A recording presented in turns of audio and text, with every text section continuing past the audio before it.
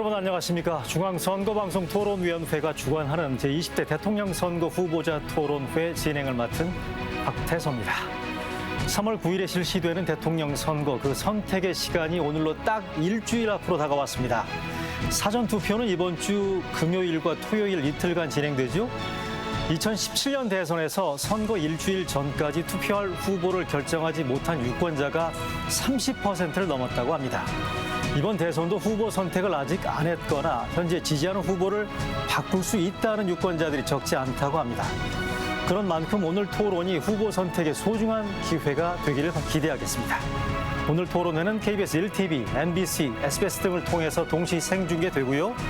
아울러 중앙선거방송토론위원회 유튜브와 네이버 TV에서도 실시간으로 보실 수 있습니다. 청각장애 선거인 여러분들을 위해서 후보자별 수어 통역사가 배치된 방송도 복지TV에서 별도로 생중계되고 있음을 알려드리겠습니다. 오늘 토론회는 이번 대선의 마지막 법정 토론회입니다. 사회 분야가 주제입니다. 자, 본격적인 토론에 앞서서 국민들이 새 대통령에게 바라는 점, 이것만큼은 꼭 실천해줬으면 하는 바람을 저희가 영상으로 준비했는데 함께 보시겠습니다.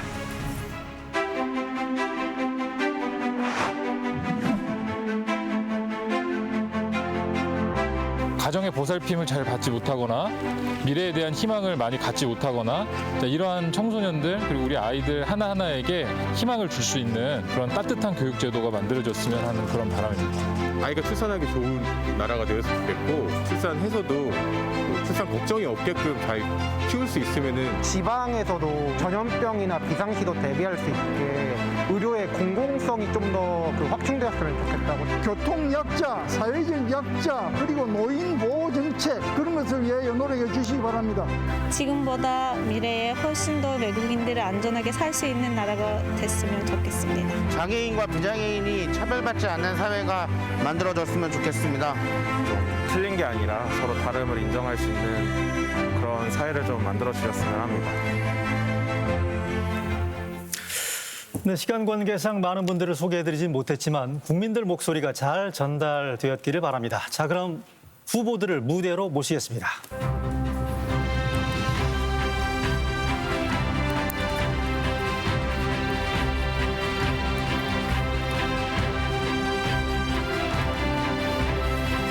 네, 먼저 공직선거법의 초청 기준에 따라서 네 분의 후보를 이 자리에 초청하게 되었다는 점 먼저 안내해 드리겠습니다. 그럼 순서대로 후보 소개해 드리겠습니다. 먼저 기호 3번 정의당 심상정 후보입니다.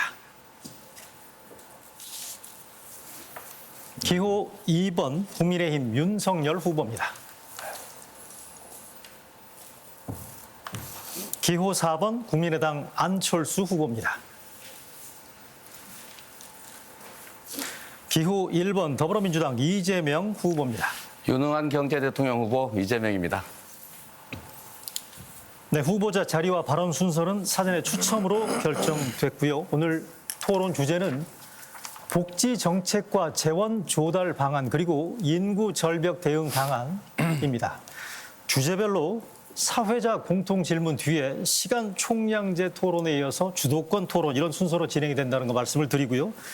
주어진 발언 시간이 지나면 마이크가 자동으로 꺼진다는 점 유념해 주시고요. 상대 후보에 대한 비방이나 허위 사실 등 위법한 발언은 삼가해 주시고 효율적인 진행을 위해서 사회자가 발언할 후보자를 지명할 수 있다는 점 알려드리겠습니다.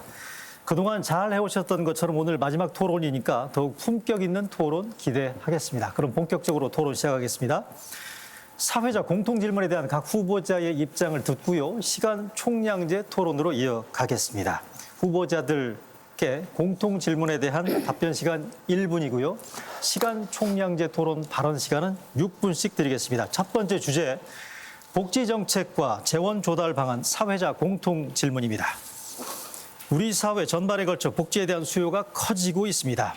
후보들마다 다양한 복지 공약을 내놓았는데요. 과연 어떻게 재원 조달을 할 수 있을지 국민적 관심사입니다. 후보들이 우선적으로 구상하고 있는 복지 정책과 재원 조달 방안에 대해 들어보겠습니다. 답변 시간 1분이고요. 먼저 심상정 후보 답변해 주시죠.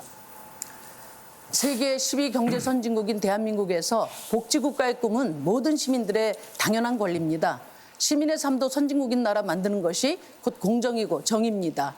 저 심상정은 병원비 걱정 없는 나라, 주거 불안 없는 사회, 소득 단절과 노후 걱정 없는 나라, 그리고 장애인도 독립해서 행복할 수 있는 나라, 누구도 차별받지 않고 최소한의 인간다운 삶을 보장받을 수 있는 나라, 이런 사회가 우리의 미래가 되어야 한다고 생각합니다.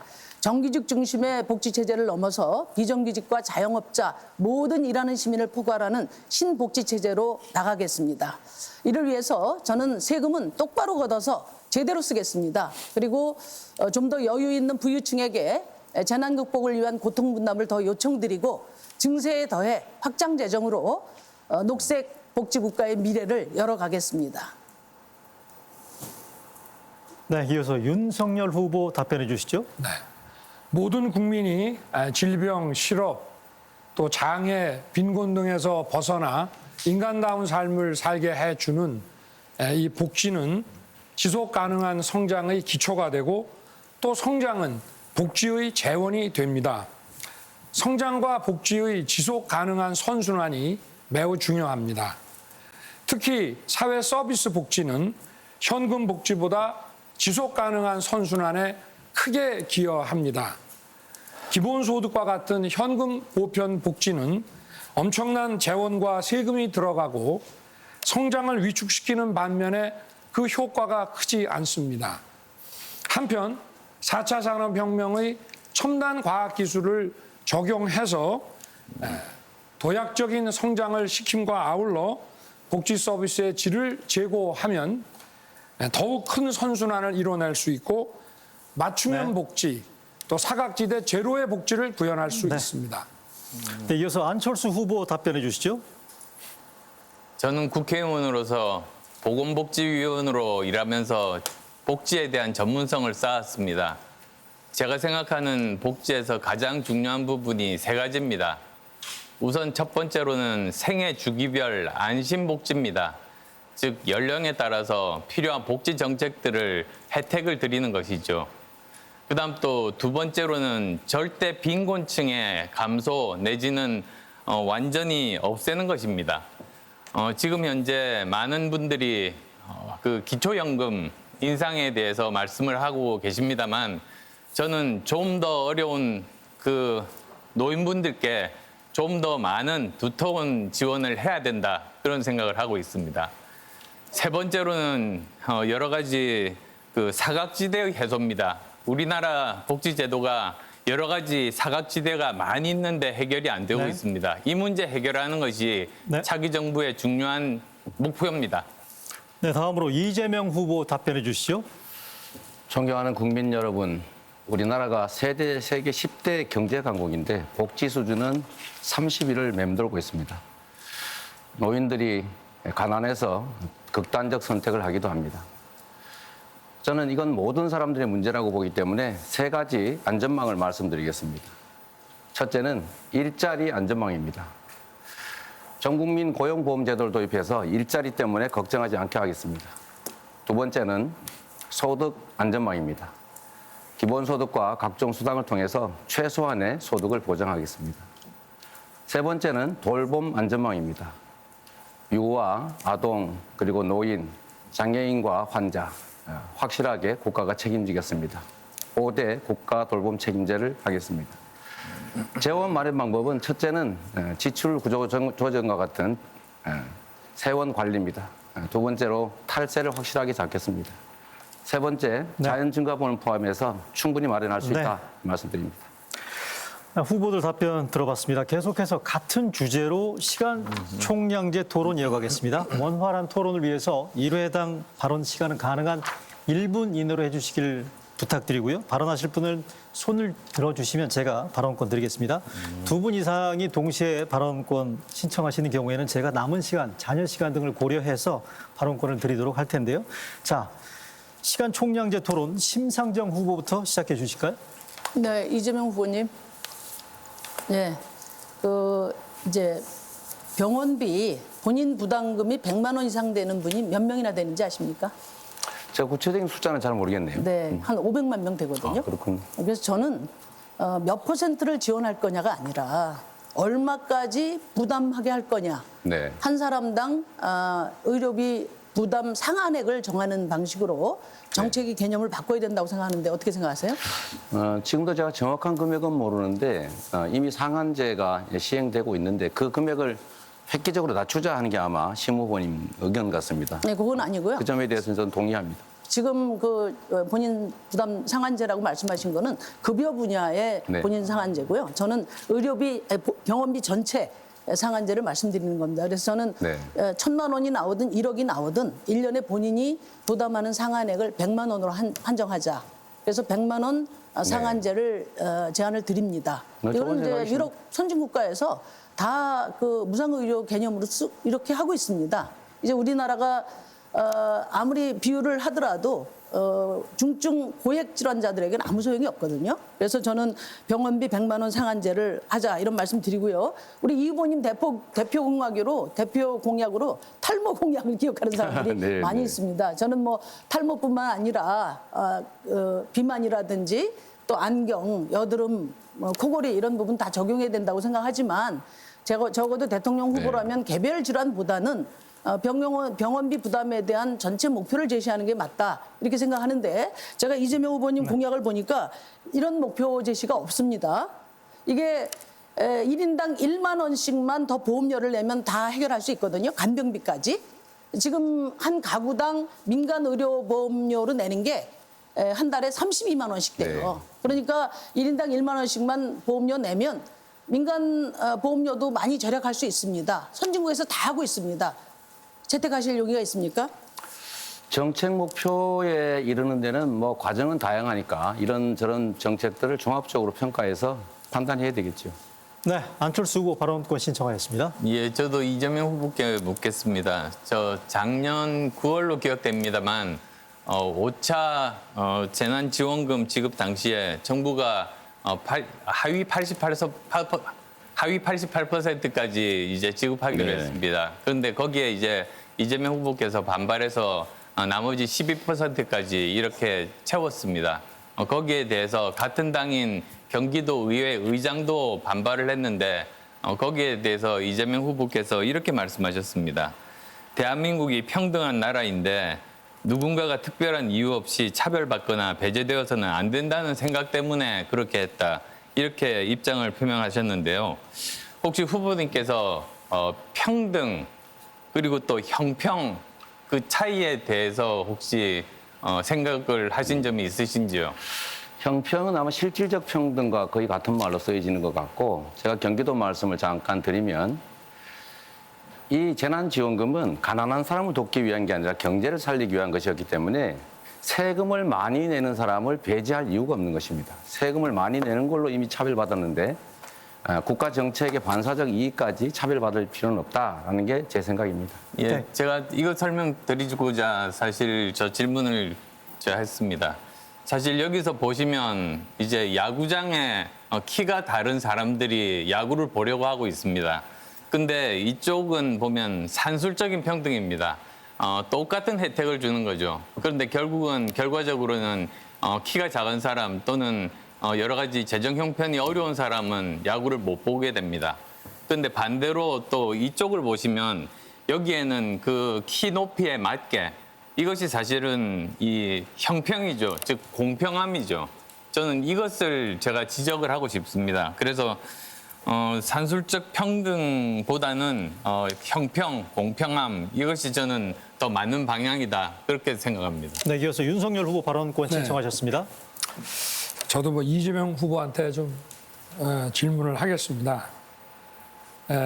복지를 위한 그 재원 마련에 뭐 증세를 주장하는 분들이 많습니다만은 우리나라의 지금 이 초저성장 기조에 비추어 봤을 때 증세라는 것이 경제에 큰 타격을 주기 때문에 가급적이면은 지출 구조 조정을 통해서 이 재원 조달을 하고 선택과 집중을 이제 해야 됩니다. 그런데 이제 이 기본소득 같은 이런 보편 복지를 현금으로 하게 되면 뭐 1년에 우리 이재명 후보께서 말씀하신 연 100만 원만 해도 한 50조 원이 들어가는데 이걸 가지고 뭐 탄소세다 또 국토보유세다 이렇게 해서 증세를 하게 되면 결국은 기업 활동이 위축되고 성장에 지장을 초래하기 때문에 성장과 복지의 지속 가능한 선순환을 기대하기가 참 어렵습니다. 그런데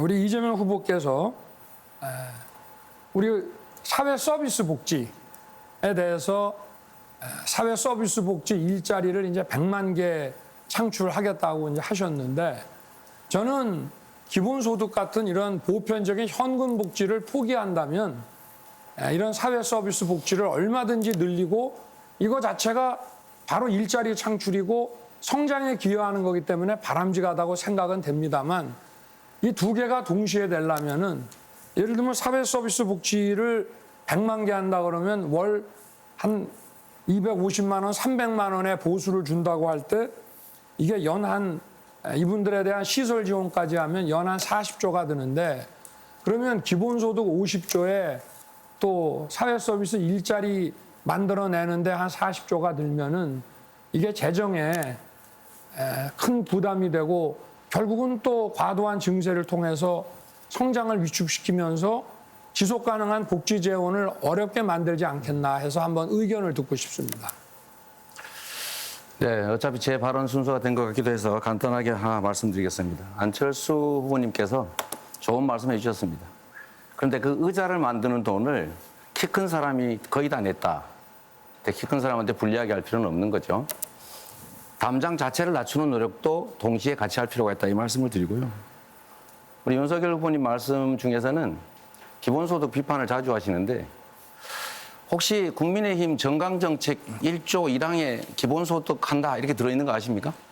그 기본소득은 우리 이 후보님이 말씀하신 그런 기본소득하고는 좀 다릅니다.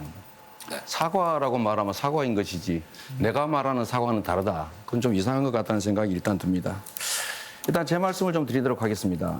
첫째로 저는 오늘 이런 과거에 대한 흠집 잡히기 경쟁보다는 우리 국민들의 삶에 관한 이야기를 좀 많이 하고 싶습니다. 코로나19 관련해서 우리 희생당하신 분, 헌신하신 분, 고생하신 분 너무 많습니다. 우리 국민 여러분 너무 고생 많으셨습니다. 제가 방역은 국가의 책임이다. 그렇기 때문에 방역을 위해서 국민이 특별한 손실을 입으면 국민들의 그 특별한 손실을 국가의 이름으로 국민들 전체가 책임져 줘야 된다고 생각합니다. 제가 당선이 되면 50조 원 추가 추경 또는 긴급 재정 명령을 통해서라도 제가 확보를 해가지고 기존에 보상되지 못한 손실 다 보상해 드릴 것이고 또 예를 들면 코로나 때문에 신용불량된 분들 신용대사면 저희가 해드릴 겁니다. 그리고 코로나 때문에 생긴 부채는 국가가 인수해서 일부 조정을 하고 또 탕감하는 방식으로 그 고통을 줄여드리겠다는 말씀드리고 지금 은행들이 전부 상업은행화 됐기 때문에 이 서민들의 금융에 대해서 책임을 지지 않습니다. 그래서 저희는 국민상생은행을 만들어서 우리 국민들이 겪는 금융상의 어려움 다 지원해드리겠다는 말씀을 드립니다. IMF 때 대기업과 그다음에 은행들을 위해서 우리가 그때 돈으로 169조 원을 지출했습니다. 아직도 50조 원 환수하지 못했는데 이 소상공인 자영업자들에 대한 지원을 정부가 제대로 하지 않는 것은 문제다라는 생각이 듭니다. 그래서 제가 우리 윤석열 후보께 한번 여쭤보겠습니다. 정부에서 300만 원씩 지원하겠다고 할 때 예산을 다른 예산 잘라서 해라고 이렇게 해서 거의 방해를 하시다가 결국은 국민의힘에서 찬성을 했는데 처음에는 300만 원 지급하니까 매표행위라고 비난을 했습니다. 그 다음에 보니까 우리가 300만 원 마련했다라고 문자도 보낸 것 같고 나중에는 1000만 원 내가 당선되면 지원하겠다 이렇게 말씀하셨는데 우리 윤석열 후보님의 진심은 어떤 겁니까? 저는 작년부터 민주당에서 손실보상 없는 손실보상법을 날치기 한 직후부터 50조의 재원을 마련해서 정부의 방역 정책으로 인해서 손실을 본 자영업자 소상인들에 대해서 실질적인 피해 보상을 해야 된다고 지금까지 일관되게 주장을 했습니다. 그리고 우리 이 후보나 민주당에서는 작년에 내내 실질 손실에 대한 피해 보상 얘기는 안 하셨고 계속 전국민 재난지원금 30만 원 준다, 50만 원 준다 이런 말씀만 하시다가 금년 들어와서 선거를 앞두고 갑자기 50조를 만들어서 제가 한 그 공약을 이제 모방을 하시더니 결국은 그것도 추경으로 올리지를 못하고 14조 원으로 아니 그걸 왜 예결위에서 날치기를 하십니까? 그래서 저희는 할 수 없이 사각지대 노인분들에 대한 3조 지원을 보태가지고 일단 17조로 본회의에서 합의 통과를 시켰는데 그야말로 이거는 정부의 시혜나 베풀어 주는 것이 아니라 그 정부의 공공정책으로 인해서 피해를 본 분들에 대한 재산권 행사의 손실을 본 분들에 대해서 헌법상의 권리로서 이거는 보상을 해드려야 되는 문제라고 생각합니다.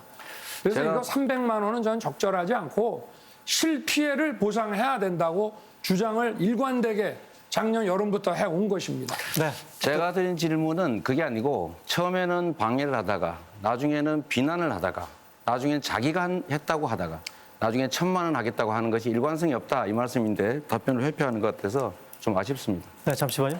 이어서 안철수 후보 발언권 신청하셨습니다. 예, 윤 후보께 묻겠습니다. 제가 연금에 대해서 특히 국민연금의 이 지속 가능성이 없다. 이 문제에 대해서는 1차 토론 때 말씀드려서 다행히 모두들 개혁이 필요하다고 동의를 해주신 바 있습니다.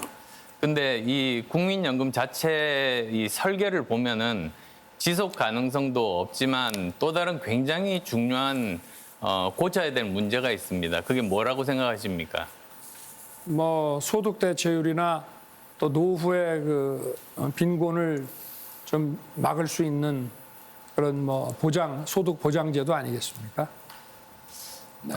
혹시 그거 아십니까? 지금 형편이 좋은 분들은 가입률도 높고 그리고 또 가입 기간도 깁니다. 근데 형편이 나쁜 분들은 가입 기간도 짧고 그리고 가입률도 낮습니다. 네. 그래서 형편이 나쁜 분들은 국민연금의 혜택을 받지를 못하는 분이 많고 형편이 좋은 분들은 국민연금의 혜택을 많이 받으십니다.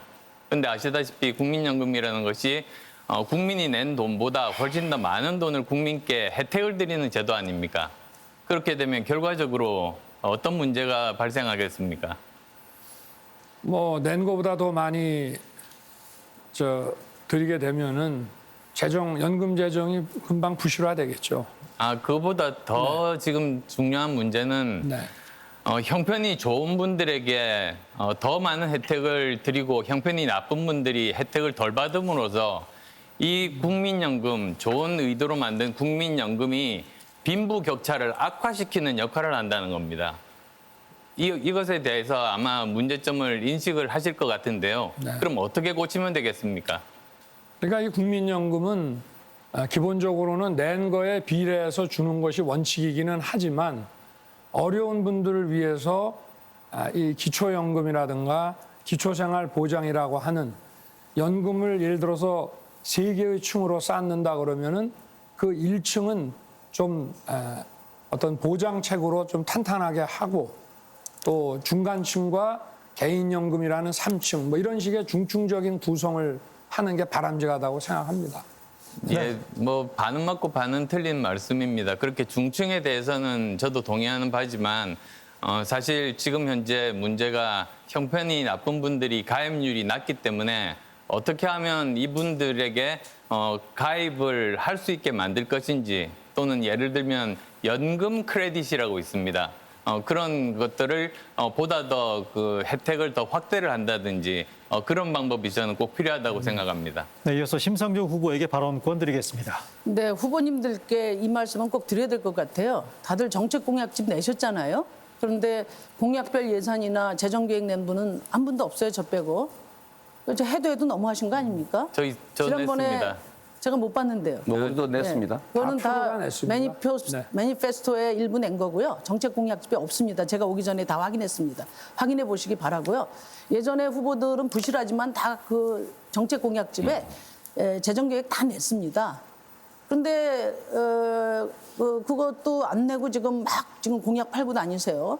저는 내일이라도 당장 내셔야 된다고 봐요. 내일 모레 투표인데 아직까지 공약집에 재정 추계도 안 낸다면 그건 좀 양심이 있어야 되지 않겠습니까? 양심이? 저 그 말씀 꼭 지적을 드리고요. 그다음에 우리 윤 후보님 그 증세 없는 복지는 허구다 이런 말씀 들어보셨어요? 뭐 과거에 우리 당의 유승민 의원께서도 여러 말씀하시고 했죠. 네, 그 캠프에 합류를 하신 것 같은데요. 그 자문도 좀 구해보시기 바랍니다. 윤 후보님 그 매니페스토에 이야기한 거 보니까 5년 동안 266조인데요. 과소추계와 지방공약 예산은 또 이제 빼고 감세도 뺐어요. 제가 얼추 그냥 계산해 보니까 한 400조가 넘던데 종부세, 주식 양도세 5년간 60조 감소하면서 지금 이제 복지 늘리겠다고 하는 거예요. 박정희 때 줄푸세 하면서 복지 늘리겠다고 하다가 고교 무상교육 철회했고 기초연금 반토막 났거든요. 저는 증세 없는 복지는 허구고 감세하는 복지는 사기다. 그렇게 생각합니다. 부유층을 대표하는 정당의 후보라면 이렇게 어려운 재난의 시기에 오히려 부유층에게 좀 더 고통분담해 주십시오. 이렇게 이야기하는 게 저는 책임 정치라고 생각합니다. 어떻게 생각하세요? 필요하면 증세도 해야 되겠습니다만은 또 국채 발행도 할 수 있습니다만은 원칙은 지금 우리 경제가 초저성장 시대에 있는데 경제를 좀 원활하게 성장을 시켜야 거기서 복지의 재원이 또 많이 산출이 될 수 있는 거니까 기본적으로 써야 될 복지에 대해서는 지출 구조 조정, 그러니까 효과가 떨어지거나 또는 단기적인 경기 부양성 한시적 예산이라든가 이런 것들을 줄일 수 있으면 줄이고 또 자연세수 증가해서 나오는 것 한 연 한 27조 정도가 되는데 그런 거를 합치면은 제가 그 복지 전체 공약에서 잡은 돈이 한 266조 정도 되고 복지가 한 100조 그렇게 말씀하지 마십시오. 근거도 없이 자료를 갖고 와서 얘기를 하시든가. 자료를 여기가 무슨 내셔야지 왜 저더러 내라고 합니까? 자료 없이 그냥 와서 막 아무 말이나 하는 데는 아니지 않습니까? 자료를 내세요 그러니까. 네, 이어서 이재명 후보 발언권 드리겠습니다. 네, 말씀드렸던 것처럼 우리 노인 빈곤율이 너무 높고 노인 자살률도 너무 높습니다. 누구나 노인이 됩니다. 지금 종이 줍는 어르신이 100만 명이라는 그런 얘기도 있습니다. 그래서 저는 아까 우리 연금 말씀도 하셨지만 결국 가난한 사람들, 어려운 사람들에 대해서는 복지적으로 접근해야 된다고 생각합니다. 그래서 저희는 우리 어르신들에게 기초연금을 40만 원으로 올려드리고 부부라는 이유로 감액하지 않고 또 수입이 있다는 이유로 감액하지 않는다. 이 말씀 하나 드리고요. 또 한 가지는 어르신들이 일할 곳이 없습니다. 일자리 저희가 60만 개 늘려서 140만 개까지 만들어서 원하시는 분들은 다 일할 수 있도록 노인 일자리 늘리겠습니다. 그리고 마지막으로 임플란트 우리 씹고 먹어야 되지 않습니까? 60세부터 시작하고 65세부터는 4개로 늘려드린다 이 말씀드립니다. 제가 윤 후보님한테 혹시 시간이 되시면 이거 하나 여쭤보고 싶어요. 임플란트 4개 하는 거 막 그 당에서 비난하는 것 같은데 우리 윤 후보님은 이 정책에 대해서 찬성이십니까? 반대십니까? 글쎄 지금 의료 재정도 어려운데 저는 좀 필수적인 거 그리고 중증 환자 우선으로 예산을 쓰는 것이 재정을 쓰는 것이 맞지 않나 이렇게 생각이 됩니다. 네, 윤석열 후보 발언 시간 다 사용하셨고요. 네, 이어서 안철수 후보 발언권 신청하셨네요. 예, 사실 윤 후보께 물어보려고 했습니다만 일단 뭐 이야기하려던 내용 이야기하겠습니다. 제가 매니페스토를 보니까 말씀대로 5년간 266조 원 오늘 발표하셨더라고요. 근데 그 중에서 이렇게 살펴보니까 여러 가지 그 재정 확보 방안들이 나와 있었습니다. 근데 그 중에서 보면은 세입 자연 증가분으로 5년간 116조 원 이렇게 돼 있습니다. 근데 이 매니페스트 자료가 어떤 것을 근거로 한 것인가 찾아봤습니다. 그랬더니 국회 예산정책처의 중기 재정 전망에 5년간 117조라고 그렇게 나와 있습니다. 근데 이게 문제는 이겁니다. 조세 부담률을 2% 인상하는 그러니까 증세에 근거한 시나리오에 의한 그런 재정 추계인 겁니다. 그러니까 이 말은 오늘 발표하신 내용은 앞으로 증세를 하겠다. 이제 그걸 명확하게 밝히셨다는 점 그렇게 지적을 드리고 싶습니다. 네, 이어서 심상정 후보. 네, 이재명 후보님도 언론에 보니까 네. 국정공약 한 300조에서 350조 그리고 뭐 지방공약은 뭐 아예 예산 추계가 안 나왔는데요. 감세는 얘기하시면서 증세 계획은 없으세요? 네. 맞습니까? 이게 아마 이제 안철수 후보께서 말씀하신 2%는 그게 이제 세율을 올리거나 세목을 만들거나 하는 게 아니고 이제 경제 규모가 커지면 자연스럽게 세수가 늘어난다. 아마 그런 것일 것으로 보여집니다. 근데 우리 심 아니, 후보님 증세 계획이 아니 있으시니까. 그러니까 말할 기회를 주십시오. 네. 저희는 증세 자체를 할 계획은 없다. 이제 분명하게 말씀드립니다. 그러니까 이제 제가 지금 코로나 극복해야 되고 기후위기 극복해야 되고 불평등해야 되고 또 오만 복지 계획 우리가 다 얘기하고 있는데 돈을 많이 써야 됩니다. 그럼 증세 계획이 없다면은 100% 그냥 채무 국가 채무로 하겠다는 거 아니겠어요? 그러니까 이제 저는 퍼주기 비판을 받는다고 생각하거든요. 기본적으로 저는 그래도 좀 여유 있는 분들 코로나 때도 돈을 버는 분들 이런 분들에게 더 고통 분담을 요구해야 된다고 봅니다. 복지 증세 필요합니다. 그리고 지금 OECD 기준으로 보더라도 국민 부담률 기준으로 해서 한 5% 정도 여유가 있어요. 그래서 증세를 하고 그것으로 부족할 때 또 국가 채무를 얹어서 이제 확장 재정으로 나가야 된다고 생각합니다. 그런데 네. 우리 이재명 후보가 증세를 얘기하는 저더러 좌파적 관념이라고 이야기하고 증세는 자폭행위라고 말씀하실 때 제가 깜짝 놀랐어요. 제가 그런 윤석열 말 한 적 후보한테나 들을 만한 얘기를 들었던 겁니다. 이거는 굉장히 비겁하고 무책임하다고 근데 생각해요. 그런 얘기 하는 여러분들 자꾸 지어내십니다. 아니 지어낸 얘기가 아니고 언론에 다 났습니다. 한번 보세요. 아, 그래서 그런 제가 얘기하는 게 없습니다. 드리는 말씀은 뭐냐면은 이렇게 어려운 시기에 국가 채무로만 하겠다. 이것도 저는 국민들에게 지지받을 수 없다고 봐요. 그러니까 증세 계획을 진솔하게 말씀드리고 또 우리 후보들끼리 꼭 필요한 것에 대해서 합의해서 국민들에게 호소드리고 이렇게 해서 저는 복지국가로 나가야 된다고 생각합니다. 네. 제가 먼저 말씀하시겠습니까? 시간이 좀 있으니까. 네, 이재명 후보. 네. 네. 자, 다른 말씀은 좀 이따 드리기로 하고 저는 우리 장애인들, 저도 장애인이기 때문에 장애인의 고통을 너무 잘 압니다. 그래서 우리 장애인 여러분께 중증 장애인의 경우는 장애연금, 또 장애 아동수당, 장애수당 70%까지 전부 차별 없이 지급하겠다 이 말씀 드립니다. 장애인 이동권도 제가 확실하게 보장해 드리겠습니다. 그리고 기본소득과 관련된 지적이 많으신데 일단 저는 아동, 청소년, 청년, 장년 그리고 농어촌, 문화예술인에 대해서 기본소득을 지급하겠다는 말씀을 드립니다. 기본소득은 사실 반론이 있지만 저는 국민의 동의를 얻어가면서 순차적으로 하면 된다 이렇게 말씀드리고 우리 심 후보님 말씀하신 것 간단하게 말씀드리면 문재인 정부 출범 초기에 예산이 400억인데 지금 630억이 됐고 아마 앞으로 800~900조가 될 것이다. 네. 이재명 후보 발언 시간 모두 사용하셨고요. 이어서 안철수 후보에게 발언권 드리겠습니다. 네, 저 또 물어봐야 되는데 답변할 시간이 없으셔서 또 제가 그냥 제 의견을 말씀드리겠습니다. 전 국민 재난지원금에 대해서 줄기차게 이재명 후보께서 주장을 계속 해오셨습니다. 근데 지난 2020년 OECD 자료를 이렇게 보다 보면은 지금 대부분의 나라가 취약계층 그리고 소상공인들에게 집중이 되어 있고 전 국민 재난금을 이렇게 지원한 나라는 세 나라입니다. 바로 미국과 일본과 그리고 대한민국입니다.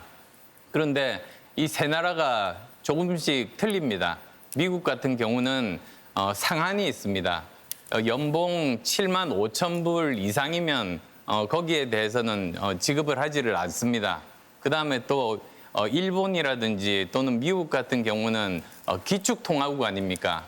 즉 아무리 그 채권을 발행을 하더라도 국가가 부도가 나지 않는 지금 그런 상황이어서 비기축통화국인 한국과는 굉장히 다른 셈이죠.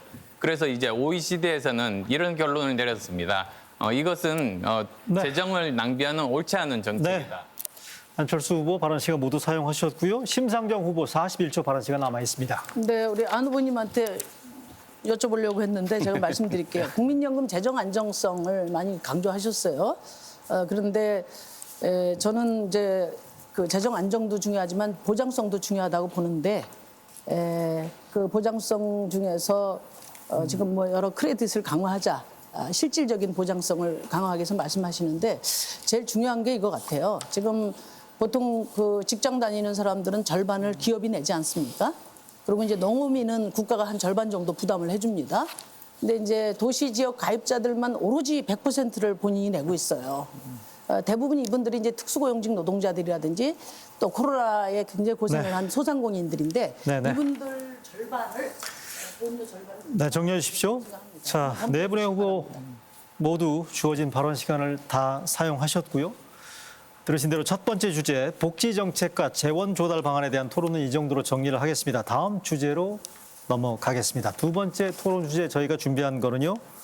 인구 절벽 대응 방안입니다. 진행 방식은 주제 1과 같고요. 사회적 공통 질문에 대한 각 후보자의 답변을 듣고서 방금 하신 것처럼 시간 총량제 토론으로 이어가겠습니다. 그럼 공통 질문 드리겠습니다.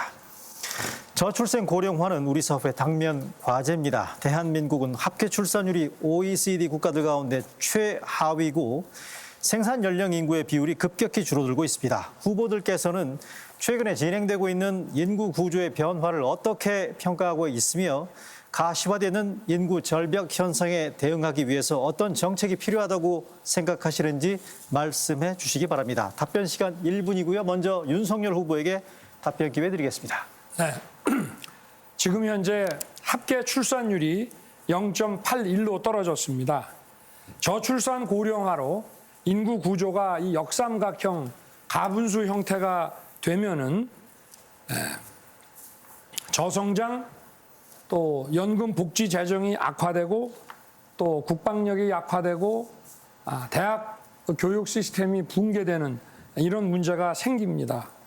출산율을 높이기 위해서는 임신 출산 지원, 일자리 확대, 주거 안정, 또 보육, 일가정 양립 이런 모든 제도들도 필요합니다만은 지금 지나친 경쟁 사회 이 구조가 개선이 돼야 합니다. 그렇게 해서 청년들이 불안감을 해소하고 지역 균형 발전을 이루어서 일자리 문화가 그 기회가 균형을 잡아야만 청년들의 지향점이 다원화되면서 아이를 낳게 되는 것이라고 생각합니다. 네, 이어서 인구 절벽 대응 방안에 대해서 안철수 후보 답변해 주십시오. 대한민국의 출산율이 0.81, OECD 국가 꼴찌입니다. 그리고 또 2048년이 되면 우리나라는 세계에서 가장 초고령 사회가 되게 됩니다. 이것을 해결하기 위해서 380조 원을 쏟아부었습니다만 아무런 효과가 없었습니다. 저는 원인은 세 가지라고 봅니다. 우선 첫 번째는 젊은이들이 제대로 일할 만한 좋은 직장이 없고, 두 번째로는 제대로 살 수 있는 주거 환경이 굉장히 열악하고, 또 세 번째로 많은 분들이 말씀을 안 하시는데 청년들이 일자리 때문에 수도권으로 몰리면서 지방 균형 발전이 깨져버렸습니다. 그래서 저는 이 문제를 해결하기 위해서는 이 세 가지, 그러니까 먼저 좋은 직장들을 만들고, 또 두 번째로는 주거 환경을 제대로 개선하고 공급하고, 그다음 또 세 번째로는 그 지역 균형 발전 정책을 하는 것이 가장 근본적인 그런 정책이라고 생각합니다. 네, 안철수 후보 답변 들어봤고요. 이어서 이재명 후보의 인구 절벽 대응 방안. 국민 여러분, 과거에는 현실이 아무리 어렵더라도 아이를 많이 낳았습니다. 이유는 단순합니다. 나보다 아들들은, 자식들은, 딸들은 더 잘 살 것이다. 이렇게 믿었기 때문이죠. 희망이 사라진 것이 구조적인 핵심 문제라는 것입니다.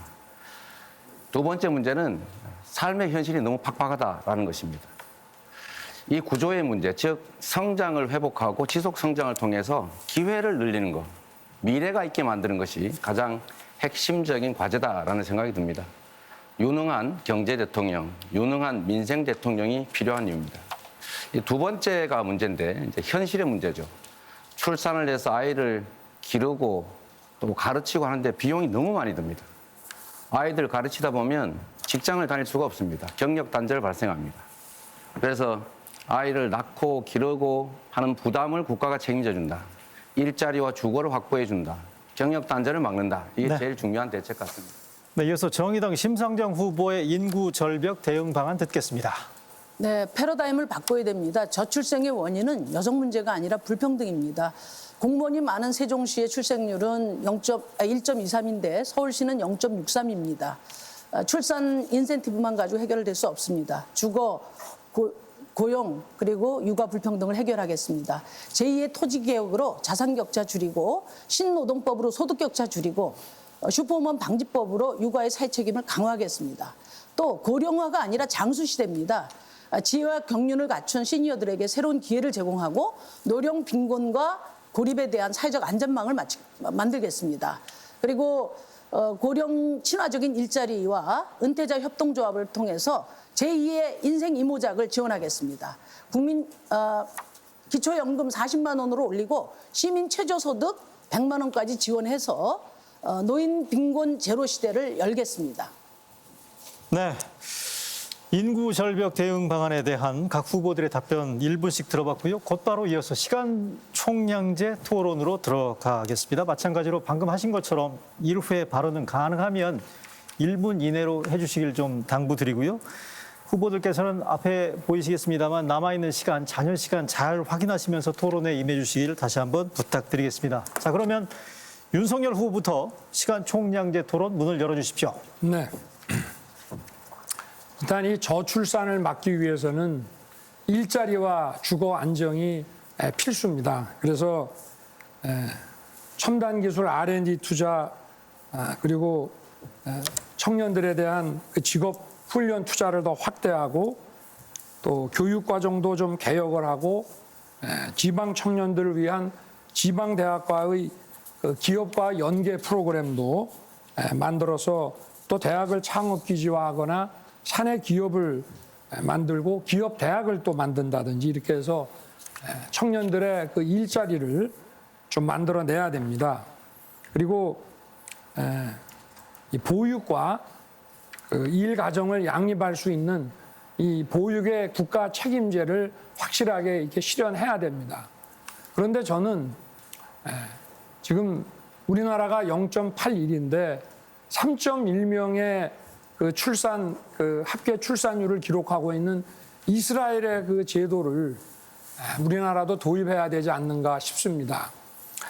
그래서 이 보육시설을 그 확장을 해서 1년에 한 100만 원 정도만 받고 식사, 간식을 포함해서 아침 8시 반부터 저녁 6시 반까지 타가 육아를 전부 국가가 책임을 져주는 것이고 그 재원은 지방교육교부금에서 지금 많이 축적된 돈들이 많이 남아있기 때문에 한 10조에서 15조 원을 전용을 좀 하는 방안을 생각을 해야 된다고 봅니다.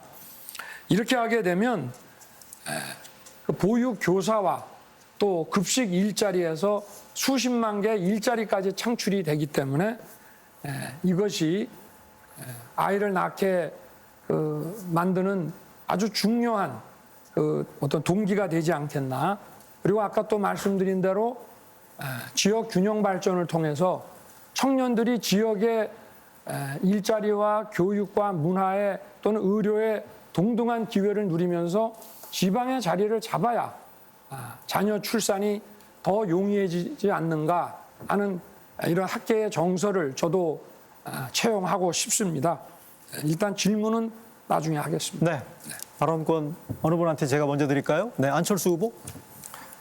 예, 저는 윤 후보께 묻겠습니다.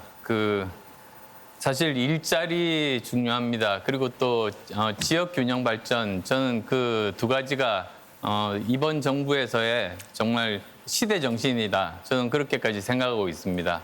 그런데 여기서 가장 효과가 좋은 것이 저는 리쇼어링 정책이라고 생각합니다. 조금 설명을 드리자면 우리나라 한국 기업인데 외국에 공장을 차렸습니다. 여러 가지 이유로요. 근데 그것을 다시 여러 가지 정책적인 배려를 통해서 다시 한국으로 이제 돌아오게 만드는 것이 리쇼어링이고 굉장히 많은 그 정부들이 지금까지 노력을 해왔습니다. 여기에 대해서 윤 후보께서는 어떻게 생각하십니까? 저는 뭐 그것도 일자리를 창출하는 중요한 그 동인 중에 하나라고 보고 있습니다. 예, 실제로 통계를 보면 미국 같으면 본격적으로 이 정책을 하면서 1년에 거의 매년 1,000개 정도씩 리쇼어링 기업들이 유치가 됐고요. 일본 같은 경우는 거의 연 500개 정도씩 이렇게 유치가 됐습니다. 그리고 또 이런 것들이 제조업 그리고 또 고부가가치 사업들이 많은 경우에는 그 고용 창출 효과가 어마어마합니다. 그런데 왜 우리나라는 살펴봤습니다. 그랬더니 우리나라는 그런 연 1,000개, 연 500개 정도 수준이 아니라 지금까지 5년 동안 48개밖에는 우리가 유치를 하지를 못했습니다. 그 원인은 뭐라고 생각하십니까? 글쎄 뭐 고용 경직성이라든지 뭐 이런 것이 큰 원인이 아닌가 싶습니다. 저는 3가지 정도를 들고 싶습니다. 우선은 사실은 임시 투자 세액 공제 같은 그런 투자하기 좋은 환경을 만들어야 되지 않습니까? 사실 지금은 국가 간의 기업 유치 경쟁을 하고 있는데 거기에 대해서 우리가 훨씬 더 떨어지는 그런 환경 같으면 기업이 구태 우리 쪽으로 오지를 않는 것이죠. 그다음 또 두 번째로는 여러 가지 규제가 너무나도 많습니다. 사실 규제 문제가 어떻게 보면 제일 심각할 수 있습니다. 그걸 빼먹으셨고요. 그리고 또 뭐 여러 가지 노동개혁들 이런 것들이 필요하다고 생각합니다. 네, 이어서 이재명 후보에게 발언권 드리겠습니다. 네, 아까 말씀드리다 만 부분인데 청년들이 결혼을 못하는 이유는 여러 가지 복합적인 게 있습니다. 그중에 제일 중요한 게 아마 일자리 문제 아닌가 싶습니다. 일자리 자체를 좀 늘려야 합니다. 일자리를 늘리기 위해서는 경제가 활성화되어야 되고 기업 활동이 왕성해야 됩니다. 국가의 대대적인 투자가 필요하다. 인프라, 교육, 그리고 과학기술에 대한 투자들이 꼭 필요하다. 이 말씀을 드립니다. 저는 경제 성장 회복을 통해서 일자리 300만 개를 만들겠다. 이렇게 말씀드렸습니다. 공공기관의 고용을 늘리도록 하겠습니다. 청년 고용률을 5포인트 이상 늘리겠다. 이 말씀 드리고요. 특히 청년들이 역량을 키울 수 있도록 내일 배움 카드, 이거를 2배로 확실하게 늘리겠습니다. 그리고 성남에서 시작해서 청년들이 많이 정말 선호했던 청년 기본소득을 지급해서 알바 시간 줄이고 자기 역량 개발할 수 있도록 그런 기회 만들어 드리겠다는 말씀드립니다. 두 번째 주거 문제입니다. 이 주거 문제는 사실 가장 큰 청년들이 문제가 됐습니다. 청년들도 영끌하지 않고 집을 살 수 있는 기회를 주자. 앞으로 신규 공급하는 공공아파트는 기본적으로 30% 물량을 청년들에게 우선 배정하고 청년들에게 적합한 형태로 짓겠습니다. 그리고 청년들 처음 집 살 때 담보대출 비율 90% 인정하고 또 장래 소득까지 인정해서 DSR 계산하고 그리고 월세 지원도 하고 또 취득세, 등록세 감면도 해드리도록 하겠습니다. 이렇게 해서 우리 청년들이 주거 문제, 일자리 문제를 조금이라도 숨통을 튀면 저출생 문제도 좀 해결이 가능하지 않을까 싶어서 말씀드립니다. 마지막으로 우리 윤석열 후보님, 저출생 원인 얘기하시다가 이 페미니즘 때문에 남녀 교제가 잘 안 된다. 그래서 저출생에 영향을 미친다. 이런 말씀하셨는데 우리 후보님이 생각하는 페미니즘은 뭐고 페미니즘이 이 남녀 교제에 영향을 준다, 못 만나게 만든다. 이 생각 여전히 하시는지 궁금합니다. 그래서 저는 페미니즘이라고 하는 것은 휴머니즘의 하나로서 여성을 인간으로서 존중하는 그런 것을 저는 페미니즘이라고 생각합니다.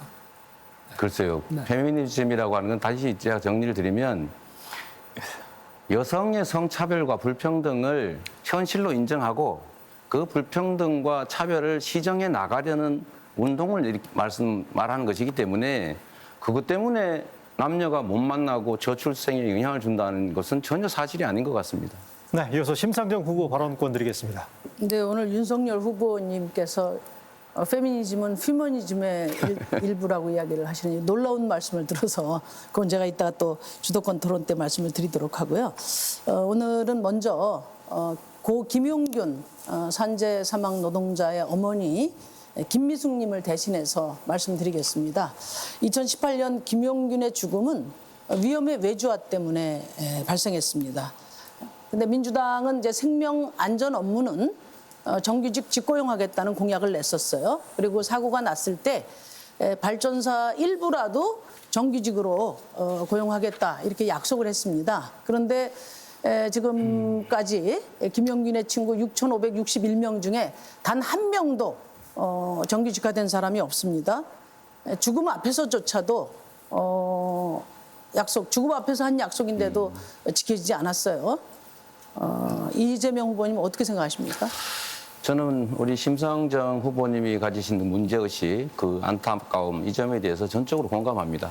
저도 산재 환자이기도 장애인이기도 하니까요. 그런데 위험의 외주화, 이제 생명 안전에 관한 업무는 직고용해야 된다라고 하는 건 우리 국민들의 사회적 합의인데 아직까지 못 지켜지고 있는 것은 매우 안타깝고, 가능하시면 차기 정부, 통합 정부 만들어서 직접 같이 해보시는 것 어떨까 그런 생각 듭니다. 180석 가지고도 아무것도 안 한 그런 정당이 대선되면 선거 때마다 공약만 재탕3탕하는데 국민이 신뢰하기 어렵습니다. 이재명의 그러니까, 민주당은 좀 다릅니다. 제가 드리는 말씀은 이 자리에 지금 네. 어머님들이 다 보고 계신데 제가 아까 지적한 한 명도 정규직이 안 된 문제에 대해서 어떻게 하실 건지 구체적인 좀 입장을 밝혀주세요. 그게 민간에서 벌어지는 일인데 그 법적 근거도 없이 강제하기는 쉽지가 않지요. 그 법안 만들고 뭐 하셨습니까, 민주당이? 그게 민간에 강요를 할 수도 없고, 예를 들면 국민의힘도 동의해야 되고 하는 것이지, 지금 민주당 보고 강행 처리하라는 취지십니까? 아까 뭐 재정 명령이라도 하시겠다면서요. 이건 재정 명령 대상이 아니지요. 그러니까 어떻게 아무 데나 명령하는 건 아닙니다. 그러니까 아까 뭐 일자리 창출도 좋고 또 뭐 주거복지도 다 좋은데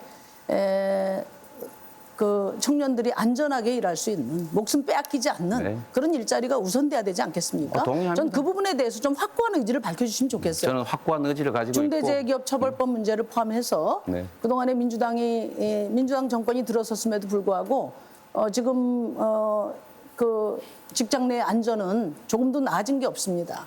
그 점 제가 지적을 드리고요. 제가 매우 안타깝게 생각하고 의지를 가지고 있는 부분입니다. 윤석열 후보께도 제가 좀 질문 드리겠는데 작년에 산재로 몇 명 죽었는지 아십니까? 글쎄 숫자는 뭐 정확히 그러니까 네네. 대한민국 국민이 일하다가 몇 명이 죽었는지 정도는 한번 파악하시는 게 좋을 것 같습니다. 제가 자료는 봤는데 한 2,000명 네. 돌아가셨거든요. 근데 이제 우리 윤 후보님은 이제 현장에 가셔서 뭐 작업하는 사람들 기본수칙 위반해서 안 됐다 이렇게 해서 이제 작업자 책임을 이야기하는데, 대체로 사망 사고가 나면은 그게 기업들의 논리예요. 그리고 또 하나는 이제 그렇게 기업들이 그런 태도를 보이기 때문에 자발적인 개선에 맡길 수가 없어서 국회에서 중대재해처벌법을 만들었지 않습니까? 그런데 이제 50인 미만은 유예되고 5인 미만은 지금 이제 제외됐단 말이에요. 근데 대기업이나 5인 미만 사업장이나 사람 목숨은 똑같은데 이렇게 차별을 두는 것이 전 윤석열 후보님 공정의 기준으로 볼 때 타당합니까? 우리 심상정 후보님 말씀은 뭐 가슴으로는 와닿는데 현실에서는 좀 따져봐야 됩니다. 저는 검사 시절에도 산재 사건에 대해서 아주 엄정하게 수사해서 귀책을 물었고 형사 책임을 추궁을 했고요. 그리고 제가 운전자 과실이라고 하는 거는 실제로 현장에 가서 보니까 운전자의 명백한 과실이 좀 있는 것으로 보인다라고 얘기를 했던 것이고, 그러나 감독관들이 제대로 하지 못한 것은 어떤 것인지 더 좀 알아봐 달라고 말씀을 드린 건데 일부만 이제 따신 거고요. 그리고 이 중대재해처벌법이라는 것도 지금 이 구속 요건을 보면은 이게 좀 약간 애매하게 돼 있습니다. 그래서 이게 사실 이걸로 형사 기소를 했을 때 여러 가지 법적 문제가 나올 수 있고, 저는 그렇기 때문에 재해 현장을 제가 가면은 일단 이게 수사가 잘 안 됩니다. 진상규명이 안 됩니다. 그러니까 법이 있으면 뭐합니까? 그래서 저는 이게 이렇게 된 현실이 도대체 왜 그런지 이해가 좀 안 되는데, 저는 이걸 엄정하게 진상을 가리고 수사를 해서 귀책을 따져 물어야 우리 피해 입은 근로자들이 보상도 받고 할 수 있는 것이 아니냐, 그런 말씀을 드리는 겁니다. 네, 그러니까 우리 윤 말씀하십시오. 후보님께서 네. 뭐 예방 강화를 많이 강조를 하시는데 제가 공약집에 보니까 이제 건설 분야만 한쪽이 있고 예방 강화에 대해서는 한 줄도 없어요. 근데 반면에 기업인 만나서는 이제 중대재해법이 경영 의지를 강하게 위축시키는 메시지 준다고 하셨는데, 왜 사용자에게는 그렇게 확실한 메시지를 주시면서 수많은 김용균에게 보내는 메시지가 없나, 제가 참 안타깝게 생각하고요.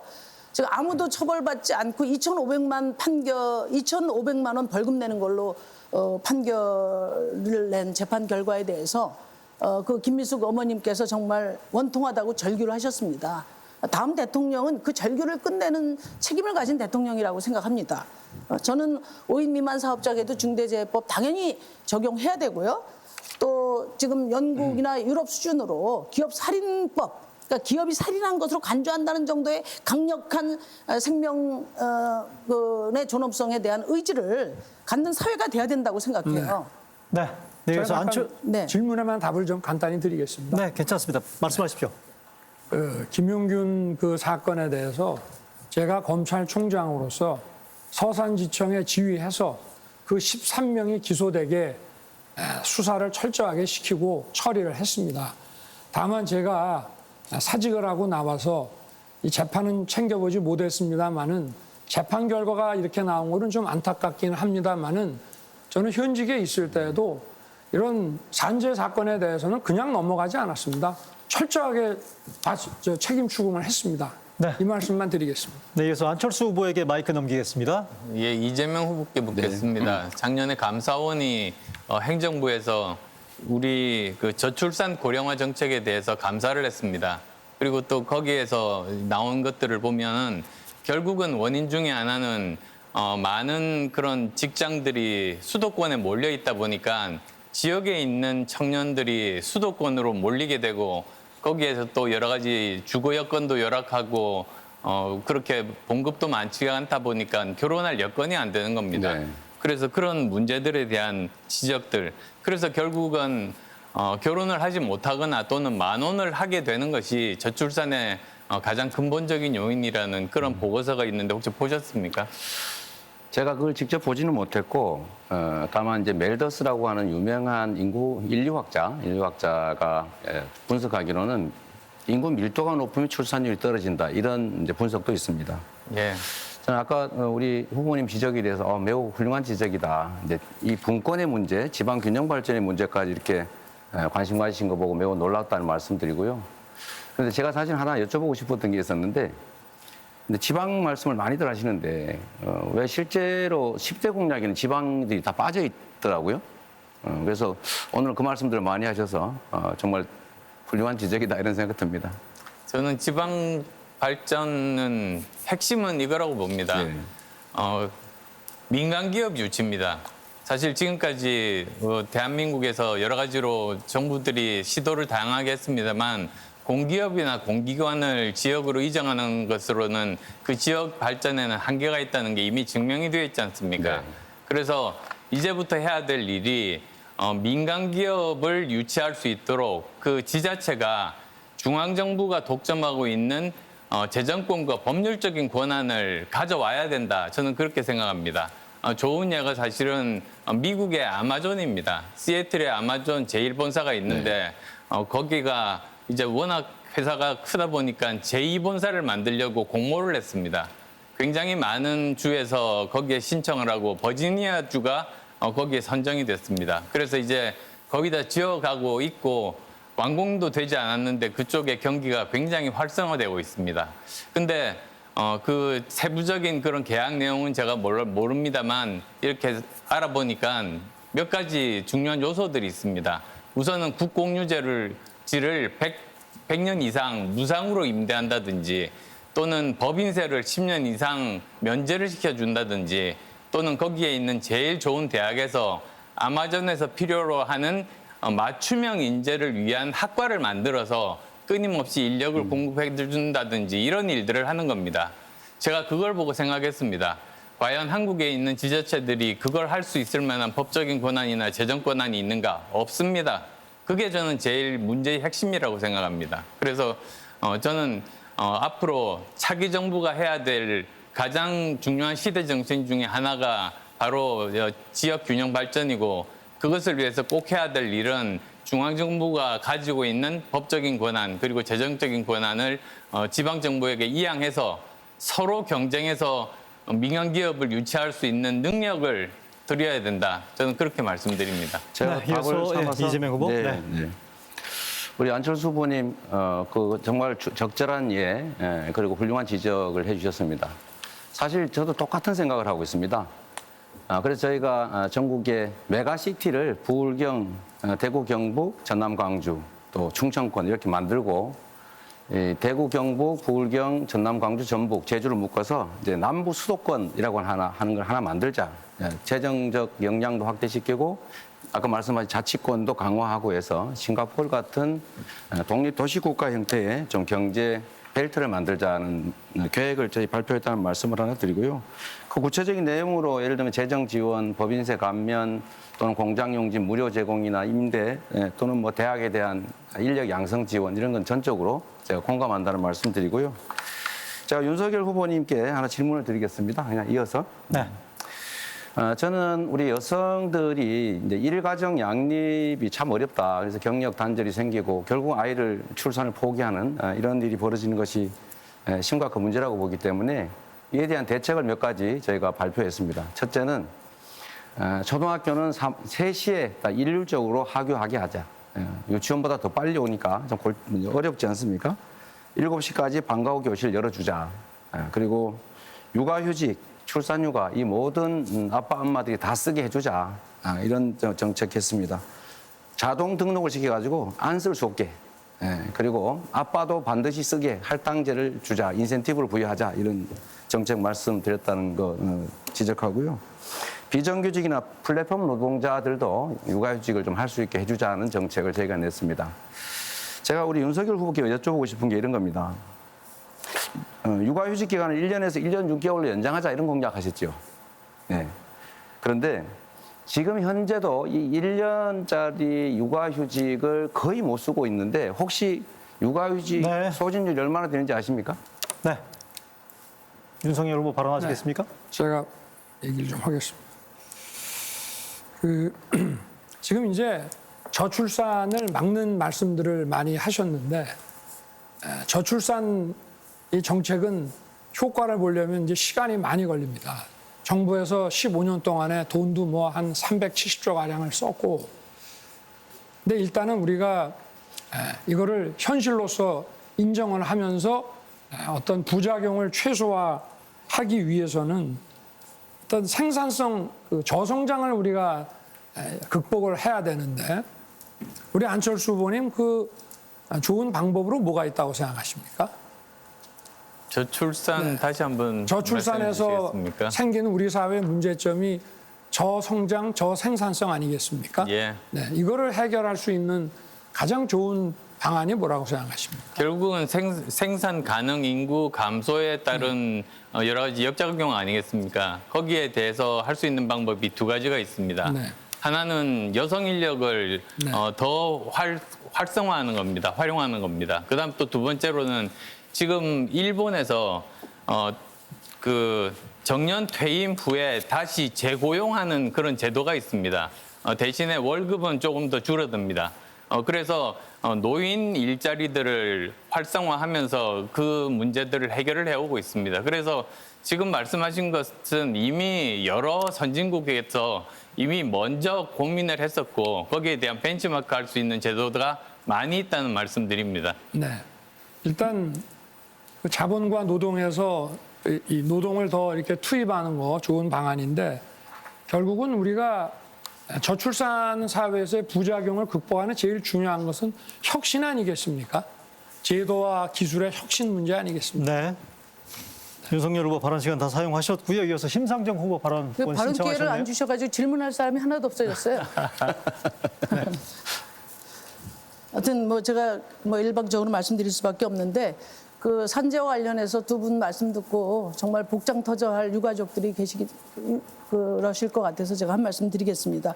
모든 권력을 쥔 두 양당이 이런 중대재해를 제대로 막을 수 있는 법안 하나 처리 안 하고 아무것도 잘못한 것 없다. 이렇게 이제 말씀하고 계시니까 우리 사회가 변하지 않는 겁니다. 대체로 보면 정치인들 가족이나 자식들은 비정규직으로 가서 현장에서 그런 참사를 당할 가능성이 별로 없어요. 절박하지 않은 겁니다. 그러니까 기업주들 눈치 봐가면서 죽음의 행렬 그냥 방치하고 그렇게 하면서 지금까지 세계 가장 많은 노동자들이 죽는 나라가 됐어요. 저는 이윤보다 생명이 더 중요한, 이윤보다 생명을 앞세우는 그런 사회 될 수 있는 대통령 선거 우리 국민들께서 만들어 주시기 바랍니다. 그리고 지금 농촌은 겨울 가뭄 때문에 농사 준비를 거의 못 하고 계시다고 그래요. 20년도에는 이제 대홍수가 났고 또 작년에는 또 강추위가 있었고 지금 가뭄이 계속 이어지고 있습니다. 기후 위기에 가장 심각한 것이 식량 위기인데 그것이 현실화되고 있습니다. 저는 농업을 안보 산업으로 규정하고 그리고 식량 자급률을 법률로 정해서 단계별로 자급률을 높이도록 하겠습니다. 전 국민 먹거리 기본법 제정해서 공공 분야부터 지역의 먹거리를 순환하도록 하겠습니다. 농민을 준공무원으로 대접하고 기본 수당 30만 원씩을 월별로 지급하도록 하겠습니다. 또 농약, 화학 비료 획기적으로 줄이고 생태 농업으로 전환하도록 하겠습니다. 그리고 시간이 없어서 안 되겠는데 지금 대한민국은 200만 이주민이 함께 살고 있는 사회입니다. 신이주 국가입니다. 그런데 이주민 차별이 여전히 심합니다. 저는 이주민 차별을 없애고 대한민국 사회의 일부가 될 수 있도록 각종 국가 제도를 만들겠습니다. 심상정 후보도 발언 시간 모두 사용하셨고요.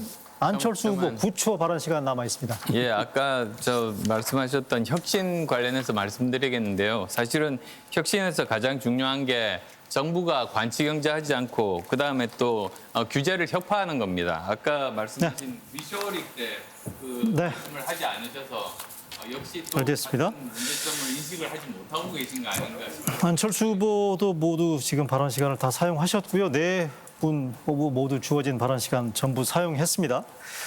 자, 토론 열기가 지금 더해가고 있습니다만 여러분께서는 지금 중앙선거방송 토론위원회가 주관하는 20대 대통령 선거 후보자 토론회를 시청하고 계십니다. 이 프로그램은 공직선거법 82조 2에 따라서 중앙선거방송 토론위원회가 주관하는 후보자 토론회로 현재 KBS 1TV, MBC, SBS 등에 동시 생중계되고 있습니다. 자, 다음 순서로 넘어가겠습니다. 이번에는 사회 분야에 대한 각 후보들의 공약과 정책 등을 좀 더 구체적으로 검증하기 위해서 주도권 토론 진행해 보겠습니다.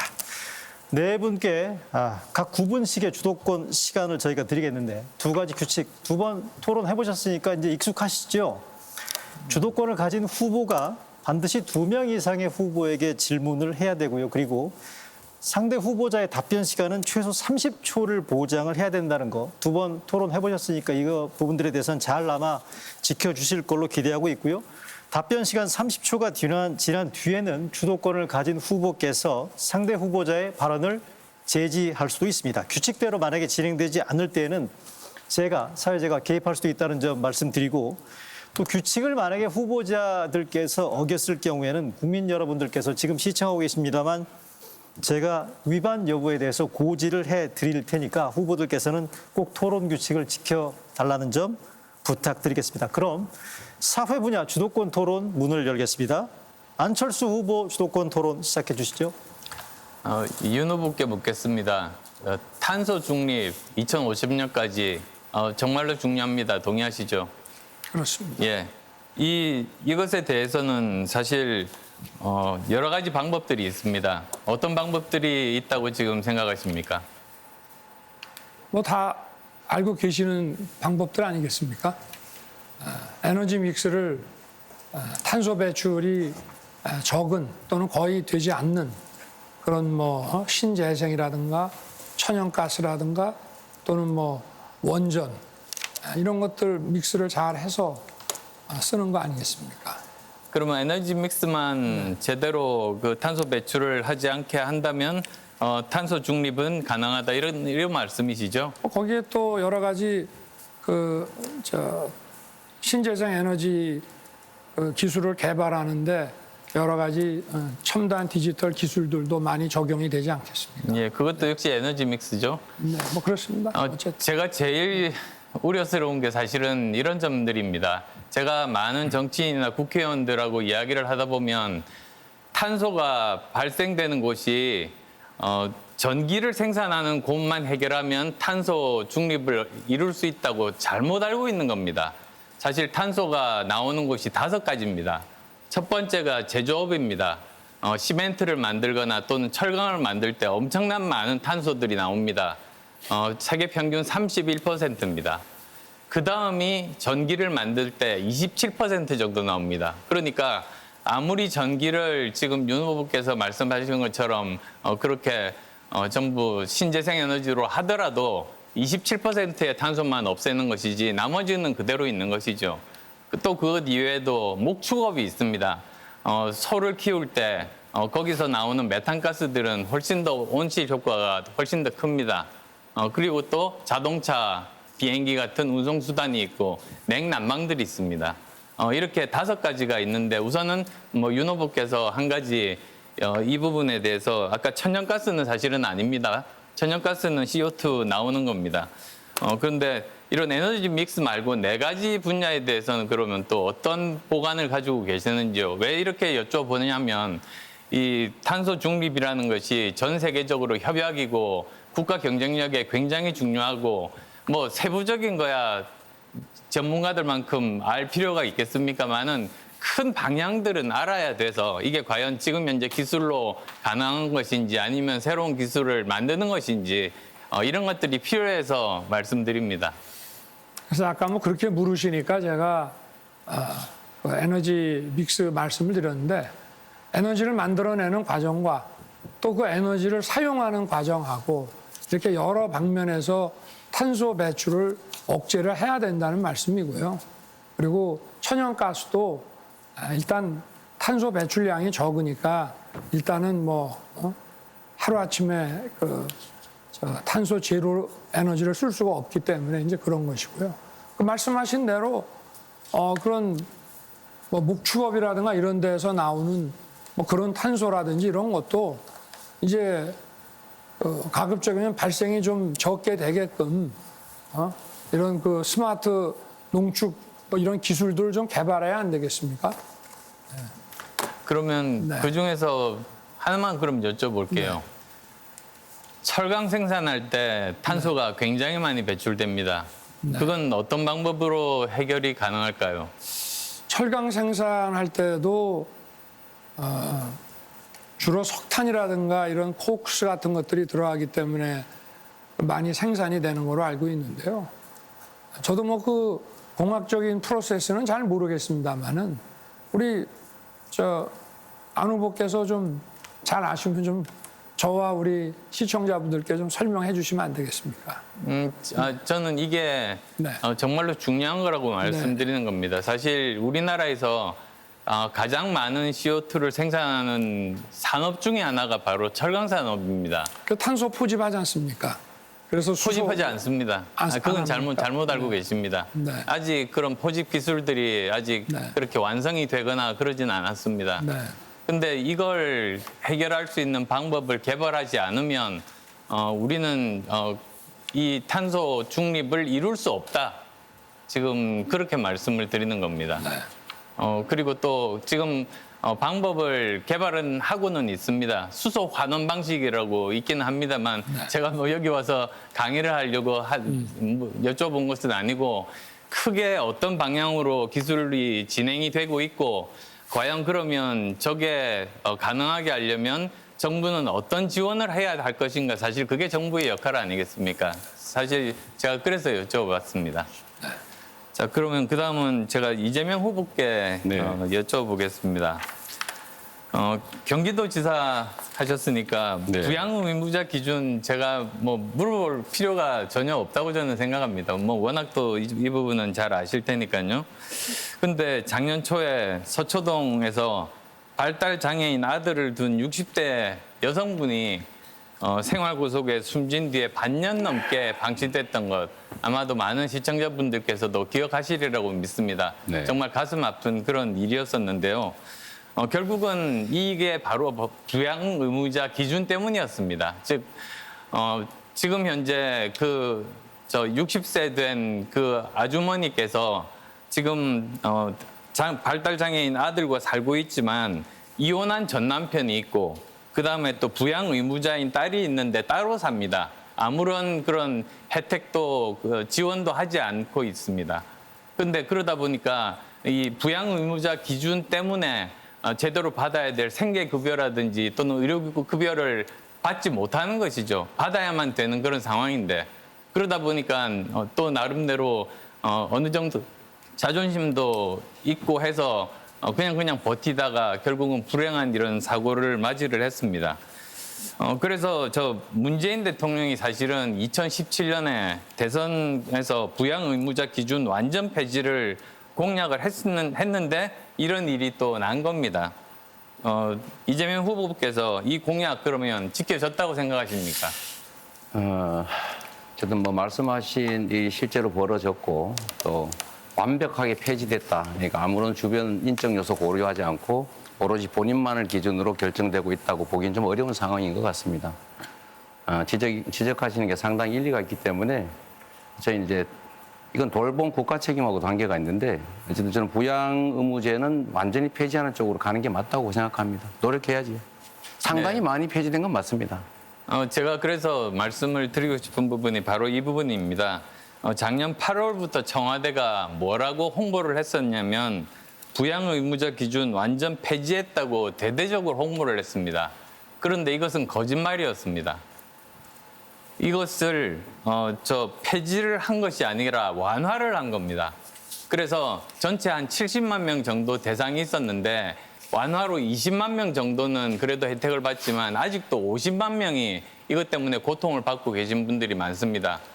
그래서 저는 보건복지위원을 하면서 이 문제를 절감을 했기 때문에 이번에 저는 공약으로 부양 의무자 완전 폐지, 그래서 이 고통받고 있는 50만 명 분들께 혜택을 드리자고 그렇게 공약을 했었던 겁니다. 이런 것에 대해서는 어떻게 생각하십니까? 뭐 사각지대가 있으면 당연히 그 사각지대를 메우는 게 정부가 할 일이라고 생각합니다. 당연히 그런 완벽하지 못했던 부분들은 시정하고 보완해야 되겠죠.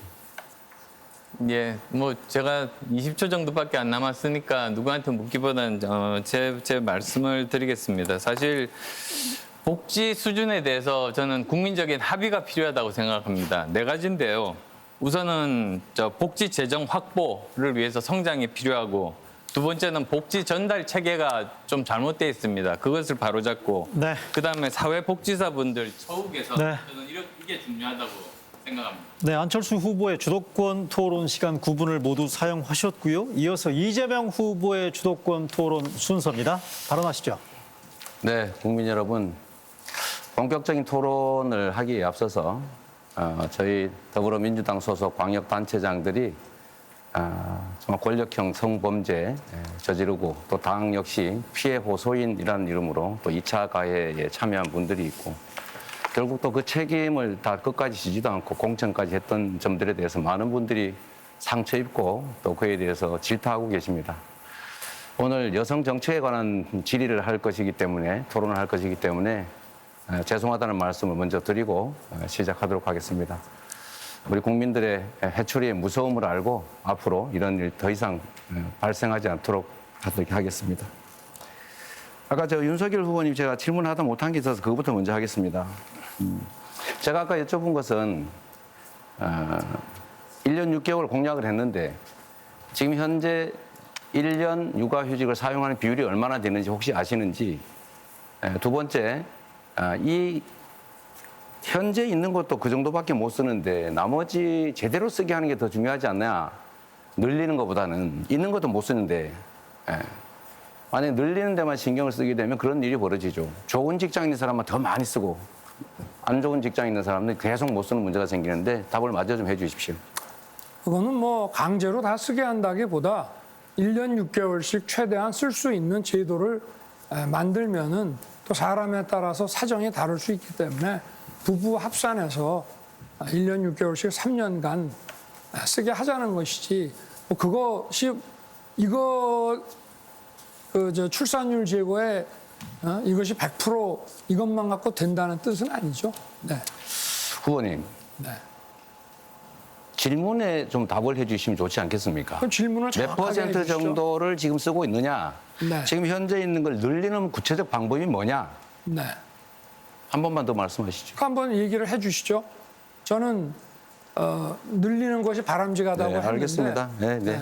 지금 1년짜리를 늘리는 방법이 뭐냐? 누가 네. 더 많이 쓰게 하냐 이런 말 아니겠습니까? 자, 알겠습니다. 25% 쓰고 있고 네. 또 25% 이상의 나머지를 계속 쓰게 하기 위해서는 아까 네. 제가 말씀드렸던 것처럼 아빠들도 쓸 수 있게 할당제를 한다든지 또 자동 등록을 통해서 눈치 보지 않고 쓸 수 있게 만드는 게 더 중요하다 이 말씀을 드리고요. 강제로 하자는 나머지 말씀인가요? 다른 말씀을 드리겠습니다. 저는 우리 사회에 구조적 성차별이 있다고 생각합니다. 임금 격차도 크고 또 승진도 어렵고 소위 유리천장이라고 하는데 OECD에서 가장 나쁜 지표를 가지고 있습니다. 이 구조적 불평등, 차별을 극복하기 위한 노력도 중요하고 그 폄훼하면 안 되죠. 그 구조적 불평등이 있다는 사실을 인정도 해야 된다. 그런데 후보님 저번에 제가 질의했을 때 결국 답 안 하고 넘어가셨어요. 여전히 구조적 성평등은 없고 개인적인 문제라고 생각하십니까? 뭐 전혀 없다고야 할 수 있습니까만은 여성의 어떤 중요한 것은 여성과 남성을 집합적으로 이렇게 나눠가지고 이거를 양성평등이라는 개념으로 접근할 것이 아니라 여성이든 남성이든 어떤 범죄를 피해를 당한다거나 또는 공정하지 못한 처우를 받았을 때 거기에 대해서 우리 공동체 사회가 강력하게 대응해서 그걸 바로잡는데 이것을 집합적인 그 양성의 문제로 접근하는 건 좀 맞지 않다고 보는 것입니다. 그 말씀의 취지가 이해가 안 되는데 있다는 겁니까? 없다는 겁니까? 제가 좀 말씀드렸지 않습니까? 아니 있습니까? 없습니까? 아니 제가 완전히 없다고는 할 수 없지만 문제를 해결하기 위해서 우리가 어떻게 접근을 해야 되느냐 말씀을 드린 거죠. 그 완전히 없는 거하고 없는 거하고 무슨 차이인지 잘 모르겠는데 그렇게 애매하게 말씀하시지 질문을 말고 정확하게 하십시오. 이 성차별, 성불평등 문제는 우리가 겪고 있는 현실이다. 그리고 이 현실을 극복하기 위한 노력을 뭐라고 부르든 간에 그걸 페미니즘이라 부르든 뭐라고 부르든 간에 그런 노력들은 존중돼야 되고 그 현실은 냉정하게 인정할 필요가 있습니다. 그래서 후보님이 계속 그런 문제를 야기하는 것 같아요. 여성가족부, 처음에는 양성평등 가족부로 바꾼다고 하더니 갑자기 여성가족부 폐지 이렇게 들고 나왔습니다. 여성가족부가 여성 업무만 하는 것도 아니고 청소년 업무 이런 거 다 하고 있는데 그 폐지해버리면 어쩌겠다는 건지 제가 이해가 안 되고요. 이것도 한번 여쭤보겠습니다. 구조적 성차별을 극복하기 위한 제도 중에 하나가 이제 성인지 예산 제도입니다. 그런데 후보님 이렇게 말씀하셨던 것 같아요. 성인지 예산이 30조 원인데 이거 일부만 떼면 북핵 개발, 북한 핵 위협으로부터 막을 수 있는 무기 살 수 있다 이 말씀하셨거든요. 성인지 예산이 구체적으로 뭐라고 생각하시는지, 두 번째 성인지 예산 중에서 어떤 걸 삭감해가지고 국방비에 쓸 수 있는지 한번 말씀해 주시죠. 아니 뭐 성인지 예산이라고 하는 거는 각 부처에 흩어져 있는 이런 예산들 중에 뭐 좀 여성에게 도움이 된다라는 차원으로 만들어 놓은 그런 예산들인데 뭐 원래 일반 예산을 이제 그런 거로 좀 성과 지표를 좀 과장도 하고 확대도 할 수 있는 거니까 저는 그런 예산들을 지출 구조 조정을 할 수 있는 예산들이다라고 봤고 거기서 조금만 지출 구조 조정을 해도 우리가 북핵으로부터의 대공 방어망을 구축하는데 네, 알겠습니다. 저희가 쓸 수 있다 이런 전혀 얘기죠. 지금 포인트가 안 맞는 말씀을 하시는데 포인트가 왜 안 자, 맞습니까? 성인지 예산이라고 하는 것은 여성을 위한 예산으로 특별히 있는 게 아니고요. 네? 아니죠. 그러니까 일반 예산이라고 잠깐만 하지 제가 않았습니까? 질문할 때는 들어주세요. 아니 제가 제대로 얘기를 했는데 오해를 하고 질문할 때는 들어주세요. 네. 네, 그렇게 해주셔야 됩니다. 규칙을 지키셔야죠. 검사님 출신 아닙니까? 규칙을 안 지키시면 안 됩니다. 자, 일단은 구체적으로 어떤 걸 삭감할 수 있는지 한 말씀도 안 하셨는 것 같은데 우리 후보님이 제시하신 정책 중에도 범죄 피해자 보호 지원 사업, 한부모 지원 강화 사업 이런 게 다 성인지 예산이에요. 이게 여성을 위한 예산이 아니고 남녀 성평등을 위해서 특별히 고려해야 될 예산을 모아놓은 겁니다. 분류 방법이 하나라는 거 좀 말씀드리고요. 이런 식으로 나라 살림이나 행정에 대해서 모르고 마구 말씀하시면 안 된다.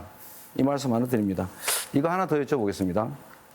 디지털 성범죄가 매우 심각한데 디지털 성착취물 영상 유통 심각하잖아요. 그렇습니다.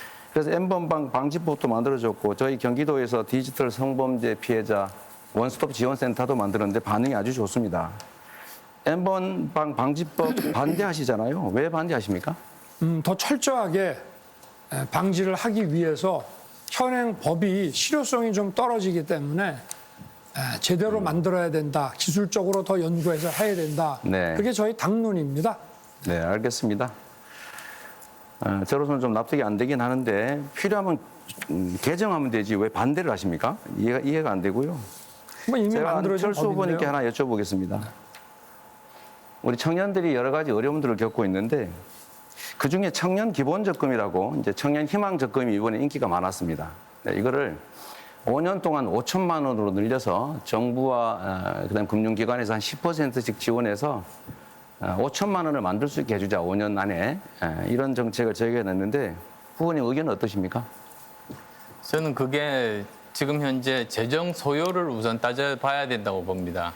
우선은 저는 제일 먼저 시작하는 것이 군 제대 장병들에 대한 그런 공약을 내세웠습니다. 즉 군 제대 장병은 예전에는 군 가산점 제도가 있었습니다. 근데 그게 위헌 판정을 받으면서 군을 제대를 하고 정말 국방 의무를 다한 사람들이 거기에 대해서 인정을 받지 못하는 박탈감을 가지고 됐습니다. 따라서 거기에 대해서는 1,000만 원 정도의 사회 진출 지원금을 지급하는 것이 그것이 국가의 통합을 네. 위해서 바람직하다는 알겠습니다. 생각입니다. 국민 여러분, 청년들이 정말로 어렵습니다. 저는 청년들이 자산 형성의 기회도 가질 수 있도록 가상자산 시장도 활성화하고 또 주식시장 정상화해야 합니다. 주가 조작 이런 거 철저하게 엄벌 해서 우리 청년들 자산 형성 기회 확실하게 만들어 드리겠습니다. 네, 이재명 후보의 9분간의 주도권 토론 들어봤고요. 이어서 심상정 후보의 주도권 토론 시작입니다. 시간입니다. 시작하시죠. 뭐 두 분이 논의하신 것에 이어서 제가 좀 질문드리겠습니다. 윤석열 후보님 성인지 예산제도 누가 만들었는지 혹시 아세요? 만든 분이 누군지는 잘 모르겠습니다. 여기 있습니다. 아, 그러십니까? 아이고. 제가 법안 만들어서 네. 통과된 겁니다. 근데 아직도 성인지 예산이 뭔지를 잘 모르시는 것 같아요. 그러니까 그렇게 말씀하시면 아니 곤란하죠. 제가 설명을 드릴게요. 한마디로 예산에도 성이 있다는 얘기거든요. 네. 여성을 위한 예산이 아니라 그래서 우리가 이제 고속도로 가다 보면 휴게소에 화장실 가지 않습니까? 네, 네. 근데 화장실을 이용할 때 여성은 신체 구조상 한 1.5배 시간이 듭니다. 네. 그래서 남자 화장실, 여자 화장실 10개씩 만들면 그게 차별인 거예요. 10개와 15개를 만들어야 동등한 네. 거예요. 이런 성인지적 측면에서 차별을 두면 안 된다는 검증 대상이 바로 성인지 예산이거든요. 맞습니다. 맞아요? 네. 네, 그렇게 이해를 해주시기 바라고요. 근데 제가 처음에 말씀하실 때 국방 이거 삭감해서 북핵 예산 맞겠다 그래서 제가 좀 황당했거든. 여기는 왜냐하면 교육부 예산도 있고 또 국방부 예산도 있어요. 그래서 저는 우리 윤 후보님 곁에서 여성 정책을 제대로 코멘트해 주는 사람이 없는가 봐요. 이준석 대표 말고 없습니까? 그런 식으로 말씀하시는 건 좀 저게 아니고 성인지 예산에 대해서 모를 게 뭐 있습니까? 다만 성과 지표가 부풀려졌을 가능성들이 있는 것들을 지출 조정을 하자 이런 말씀이죠. 네, 성과 지표하고는 상관없는 얘기고요.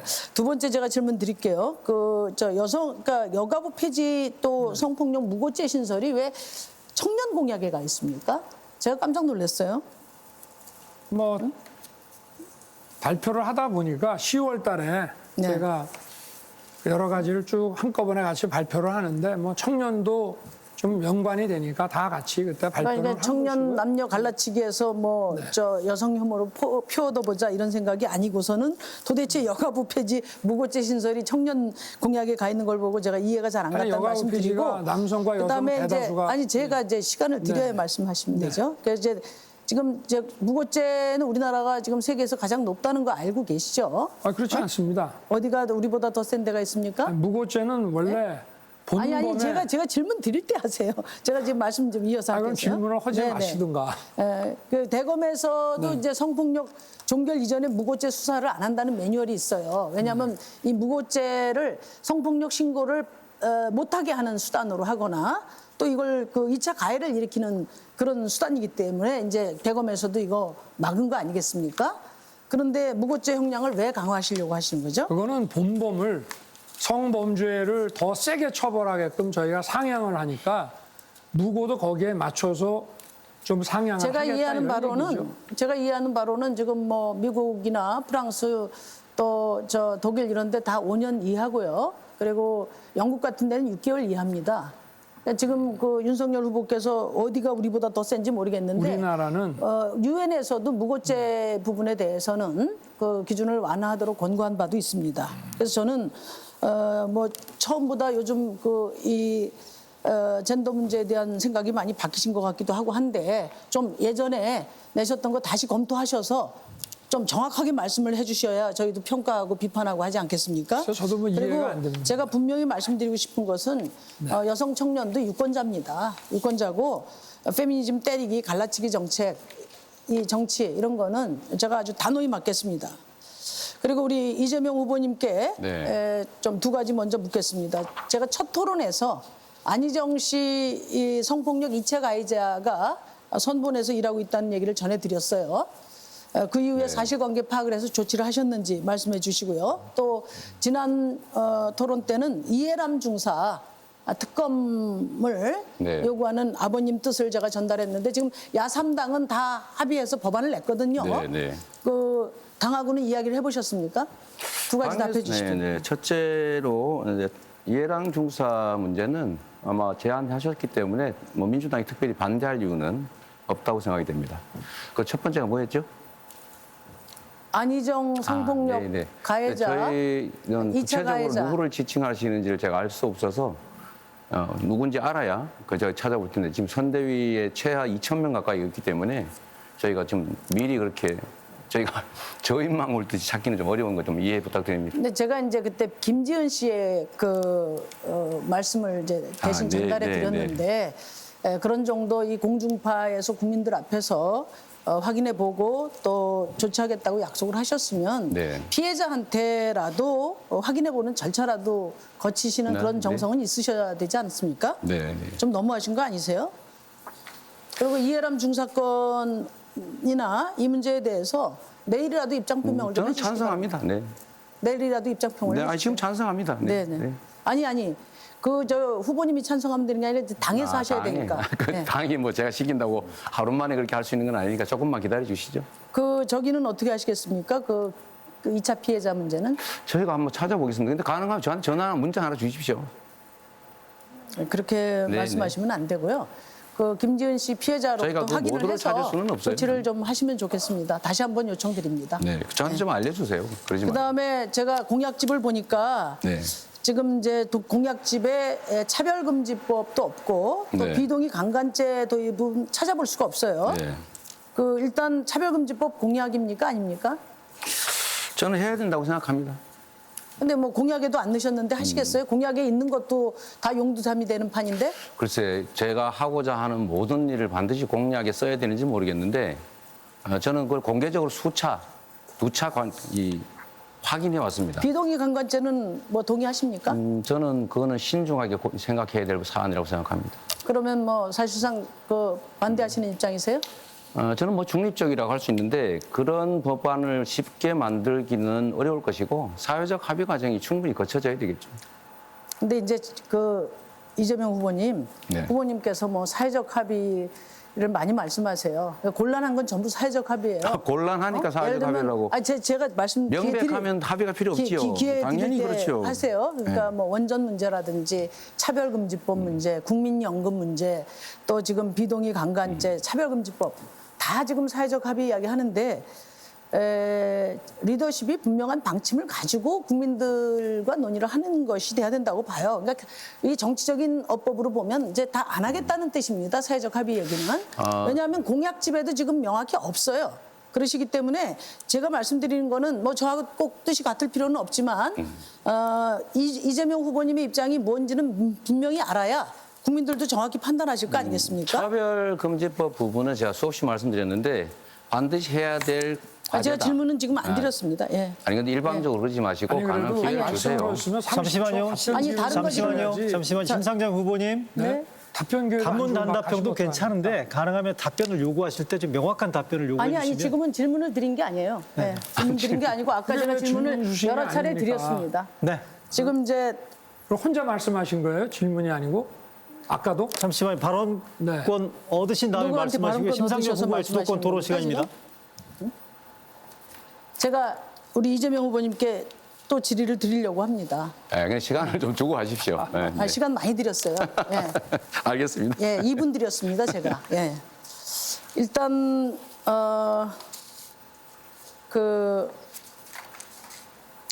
네, 말씀하십시오. 기본소득 네, 월 연 100만 원 주신다고 했지 않습니까? 네, 임기 말까지. 네, 임기 말에. 그래서 제가 계산해 보니까 한 50조 정도 돼요. 그럼 당연하죠. 네, 네. 근데 저는 이제 시민 최저소득 100만 원을 네. 월 100만 원을 맞춰드리겠다. 물론 자기 소득을 포함해서입니다. 그런데 그렇게 계산해 보니까 저희도 한 50조가 듭니다. 네. 근데 저는 이제 똑같은 50조라고 하면 시민 최저소득 100만 원이 훨씬 질문하십시오. 더 국민들 불평등 해소에 효과적인 방법이 아닌가? 어떻게 생각하세요? 자, 아까 어쨌든 저한테 주어진 시간이니까 그 말씀드리겠습니다. 차별금지법은 제가 수년 전부터 명확하게 입장을 냈던 것이고 사회적 합의라고 하는 것은 논쟁의 여지가 많은 것은 사회적 합의를 거쳐야 되는 게 맞습니다. 기본소득과 최저소득, 안심소득 여러 가지 방식이 있는데 여하튼 앞으로 저희는 시민들의 최저소득을 보장하는 장치들은 어떤 방법인지 모르겠지만 네. 이것도 역시 합의를 거쳐서 만들어야 네네. 자, 심상정 후보의 주도권 토론 들어봤고요. 이어서 마지막으로 윤석열 후보의 주도권 토론 시작해 주십시오. 네. 이 저출산에 따른 인구 구조가 지금 우리나라의 가장 큰 문제입니다. 그래서 여러 가지 그 정책도 중요하지만 자유와 숨쉬는 나라, 공정과 상식이 통하는 나라, 또 품격 있는 나라, 국민이 자부심을 가질 수 있는 나라가 되어야 젊은이들이 아이를 가지게 되지 않겠나 이렇게 저는 생각합니다. 그 이재명 후보께 한번 질문하겠습니다. 조카가 그 여자친구와 그 어머니를 37번 찔러서 잔혹하게 살해한 사건을 맡아서 데이트 폭력, 심신미약이라고 하고 또 딸이 보는 앞에서 그 엄마를 회칼로 난자해서 살해한 흉악범을 심신미약, 심신상실이라고 그 변호를 하셨는데 이렇게 여성 인권을 무참히 짓밟으시면서 페미니즘 운운을 하시고 만약에 이런 분이 이 나라의 지도자가 되신다면 과연 젊은이들이 이 아이를 낳고 싶은 그런 나라가 되겠습니까? 여기에 대해서 한번 좀 의견을 한번 말씀해 보십시오. 일단 변호사라는 직업 자체가 범죄인을 변호하는 일이어서 어쩔 수 없는 측면이 있었다고는 해도 저의 부족함이었다 이렇게 생각하고 우리 또 피해자 여러분께는 사죄의 말씀을 다시 드립니다. 그러나 우리 윤석열 후보님 페미니즘과 이건 상관이 없습니다. 변호사의 윤리적 직업과 그다음에 이 사회적 책임 이 두 가지가 충돌하는 문제니까 좀 분리해서 말씀하셔 주시면 좋겠습니다. 그래서 여성들이 그렇게 생각할지는 의문입니다. 다시 이어서 질문을 하겠습니다. 지금 대장동 사건을 시장으로서 설계하고 우리 이 후보께서 다 승인을 했음에도 검찰은 지금 이 수사를 덮었습니다. 하지만 이 덮은 증거들이 계속 지금 드러나고 있습니다. 그 사업실무 책임자인 유동규는 본인의 가까운 사이가 아니라고 했는데 유동규, 김만배가 우리 이 후보님의 측근 중에 측근이라는 정진상, 김용과 이 사업을 위해 의형제 도원결이 맺었다는 녹취록이 공개가 됐고요. 또 김만배가 남욱 변호사에게 대장동 개발이 이재명 게이트라고 하면서 4천억짜리 도둑질이라고 했다고 남욱이 검찰에서 진술한 게 또 확인이 됐습니다. 또 남욱이 대장동 사업을 위해서 유동규에게 보낸 그 정민용 변호사가 직접 우리 이 후보님에게 화천대유의 사업 이전을 사업 이권을 몰아주는 이 공모 지침서를 보고했고 또 그 자리에서 이 후보님이 화천대유가 제대로 돈을 벌게 해야 된다고 말했다는 것이 또 검찰 조사에서 드러났습니다. 남욱은 검찰 조사에서 이거 언론에 공개되면 이 후보가 낙마한다. 내가 좀 일찍 귀국했다면 민주당 후보가 바뀌었을 거다. 이 후보도 우리와 같이 들어가야죠. 라고 검찰에서 진술한 것이 또 확인이 됐습니다. 이 후보가 대장동 사업에서 자신은 1,000억만 챙기면 된다고 했다는 녹취록도 최근에 공개됐습니다. 또 김만배가 우리 이 후보님의 선거법 사건을 대법원에서 뒤집기 위해 대법관에게 재판 로비했다는 남욱의 검찰 진술도 확인이 됐습니다. 자, 국민들은 다 알고 있습니다. 이런 후보가 아이 키우고 싶은 나라 얘기를 하고 노동가치 얘기하고 나라 미래 얘기를 한다는 것은 이거는 국민을 좀 우습게 가볍게 보는 그런 처사 아닙니까? 우리 윤 후보님 이거 벌써 몇 번째 울고 먹는 건지 모르겠는데 정말 국민의 삶을 놓고 계속 이러시는 거 이해가 안 됩니다. 제가 그래서 하나 제안 드리겠습니다. 이거 대통령 선거가 끝나더라도 특검 해가지고 반드시 특검 하자는 거 동의해 주시고, 두 번째, 거기서 문제가 드러나면 대통령이 당선돼도 책임지자. 동의하십니까? 이거 보세요. 동의하십니까? 이거 보세요. 동의하십니까? 지금까지 동의하십니까? 다수당으로서 수사도 다 회피하고 동의하십니까? 지금 뭐 대통령 선거가 국민학교 애들 반장 선거입니까? 정확하게 수사가 이루어지지 않고 덮었지 않습니까? 그래서 특검 이게 하자니까요. 지난 2월 25일 우리 TV 토론 이후에 다 나온 자료를 그때도 제가 말씀을 드렸고 새로이 언론에 나온 것들을 지금 말씀을 드리는 겁니다. 후보님, 그래서 특검 하자고요. 그거 왜 동의를 안 하십니까? 지금 동의해 주세요. 당연히 떳떳하면 수사가 동의하세요. 이루어져야죠. 특검 해야죠. 아니 왜 당연한 거를 특검에서 지금까지 안 결과가 하고 있다가 나오면 이제 대통령이 얘기하십니까? 당선돼도 책임지죠. 네. 자, 이제 30초 드렸으니까 넘어가겠습니다. 대답을 안 하시네요. 네. 당연히 수사 이루어져야죠. 네. 그다음에 우리 지난 2월 27일 우리 이재명 후보께서 울산에서 정치 보복은 숨겨놨다가 나중에 몰래 하는 거라고 하셨습니다. 그 보복 대상이 누굽니까? 제가 드린 말씀은 대놓고 정치 보복하겠다는 사람이 있는데 할 마음이 있으면 숨겨놓게 하는 거지, 내가 그렇게 한다는 게 아니고 어떻게 대놓고 말할 수 있냐, 이 뜻이었다는 거 한 말씀 드리고요. 두 번째, 아까 드렸던 말씀 마저 드리겠습니다. 대면 결제한 건 공모 지침서인데 공모도 되지 않았는데 어떻게 화천대유가 나옵니까? 그때는 화천대유 있지도 않았어요. 세 번째로, 무슨 말씀하세요? 자, 똑같은 사람이 말한 건데 윤석열 후보 내 카드 하나면 죽는다, 바로 구속되면 죽는다, 돈 많이 받았다, 이렇게 말한 거는 왜 인용을 안 하고, 그 사람이 똑같은 사람이 한 말인데 왜 저에 대해서 확인되지 않은 얘기는 그렇게 근거를 좋습니다. 두십니까? 검사를 그렇게 해보셨어요? 그만하세요. 제 주도권이니까. 그 얘기는 기자들이 다 이미 확인해 줬지 않습니까? 제가 중앙지검장 할 때 그 법관들 그 수사를 많이 해서 혹시나 법원에 가게 되면 죽는다 그런 얘기라고 이미 언론에 다 나오지 않았습니까? 그러면 자, 김만배한테 됐고 내가 또 따로 더 질문을 이상 하겠습니다. 도와줄 수 없다는 얘기는 뭐였습니까?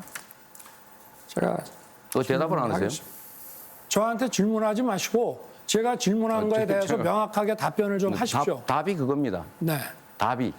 그럼 제가 질문하면 저한테 다시 질문하는 방식으로 이렇게 맨날 넘어가십니까? 그것도 답이죠.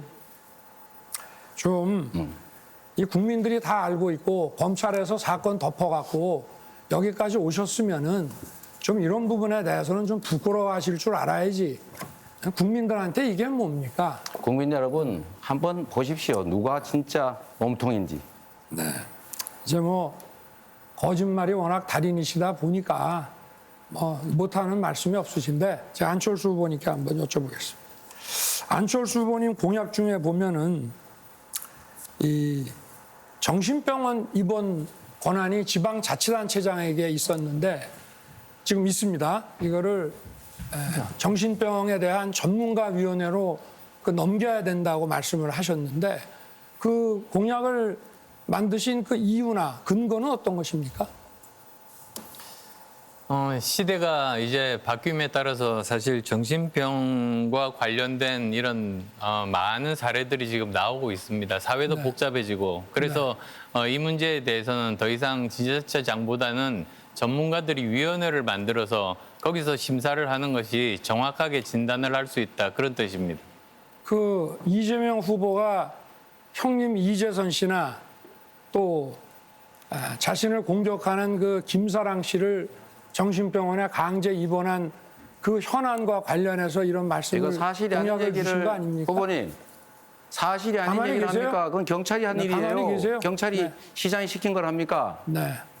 언론 보도를 보고 하는 것이니까 그거하고 관련해서 이런 말씀, 이런 공약을 내세우신 거 아닌가요? 그 부분에 대해서 제가 사실 확인은 네. 못했습니다. 제가 네. 뭐 수사권이 있는 사람도 아니니까요. 네. 그런데 이런 문제들이 있으면 안 되겠다는 그런 생각에 이런 공약을 내게 됐습니다. 고양시는 같은 기간에 단체장이 정신병원에 보낸 사람이 하나도 없는데 성남시는 네. 25명이란 말입니다. 네, 윤석열 후보의 주도권 토론 시간까지 들어봤고요. 이렇게 해서 사회 분야에 대한 주도권 토론 모두 마쳤습니다. 이제 토론을 저희가 지금 마무리할 시간이 다 돼가고 있습니다.